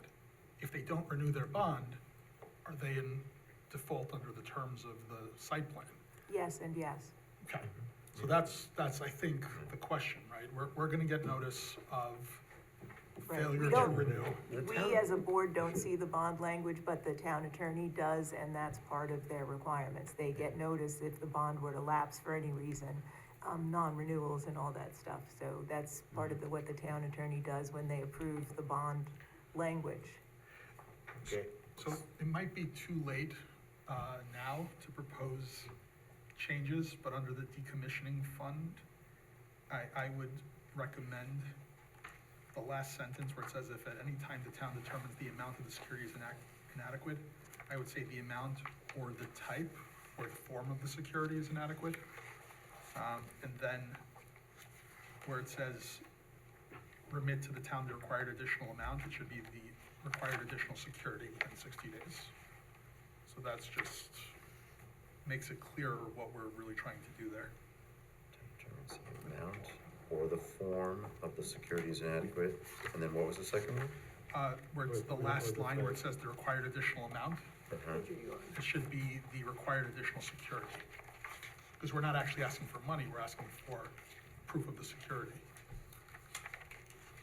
Well, we could make that as recommendation back to the town board. Ultimately, I mean, it's the town board's local law right now to amend if they want to. Amend it as we recommend. If you would like, we can make that as a recommendation in our, it's up to the planning board. Yep, and, I, tend to wear a belt and suspenders. So I would like to see an escrow, just so that if for any reason they don't renew that bond, that there's a security blanket there. Because you could have out-of-state corporate entities, they disappear, like night and day. What about a personal guarantee? I think a corporate entity a personal guarantee would probably be hard to find. Well, what I'm saying is, you want an owner, right? Somebody who's personally on the hook if they don't do the thing that the company doesn't do the thing that it's supposed to do. But again. Doesn't that defeat the purpose of having a company? I mean, right? I mean, the whole idea is to create your own separation from personal liability. I'm not going there. It's a whole nother conversation. So yes, but at the same time, in lots of relationships, you do get that personal guarantee from someone because you want to make sure that someone's not just creating a fly-by-night company and then walking away, right? Because if they have a company, then they can do that, possibly. All right. right, we can add that to just saying, add the recommended language changes to the, we can recommend language changes to the town board for the decommissioning fund. Do you wanna read it? I can try. Well, we also decided, we're gonna convey positive, neutral, negative. We said neutral. I think, I said negative. You said negative, but I think majority of us said neutral, yes. Yeah, I'm okay. sticking with it. Okay, that's fine. I move that the planning board convey a neutral recommendation to the town board regarding adoption of the proposed local law to amend chapter 210 entitled zoning to add provisions related to battery energy storage system BESS. And we also recommend additional language changes Just into that paragraph. to the paragraph on page 12 for number 6, decommissioning fund, as discussed by the board. So moved. So moved. Anybody? Second. Okay. Moved and seconded. All in favor? Aye. Opposed? Motion passes 7-0. All right, we have a couple of, Well, they didn't like this thing, so what's the point? let's see, time extensions, 35 Fairmount Avenue. Okay. I move the planning board grant 2 90-day time extensions of conditional architectural review approval from September 17, 2025 forward to March 16, 2026, and direct the applicant to file a written response to March 21st, 2024 conditions of architectural review approval no later than January 1st, 2026. Second. Moved and seconded, all in favor? Aye. Opposed? Motion passes. Next up is 76 Ireland Drive extension. Move the planning board grant a 90-day time extension of the approved site plan 2-year construction completion date from September 13th, 2025 forward to December 12th, 2025. Second. Moved and seconded, all in favor? Aye. Opposed? Motion passes. And up next is Stratford Farm Townhomes time extension. Move the planning board grant 2 90-day time extensions for conditional final major subdivision approval and for conditional site plan approval from September 17th, 2025 forward to March 16th, 2026. Second. Moved and seconded, all in favor? Aye. Opposed? Motion passes 7-0. Anyone else that wants to bring any other business before the board tonight? No, the only thing that I was gonna state, and I think we all have, done the trainings on the, battery energy storage, but if any of us haven't, it's still on the Dutchess County, Planning Federation website.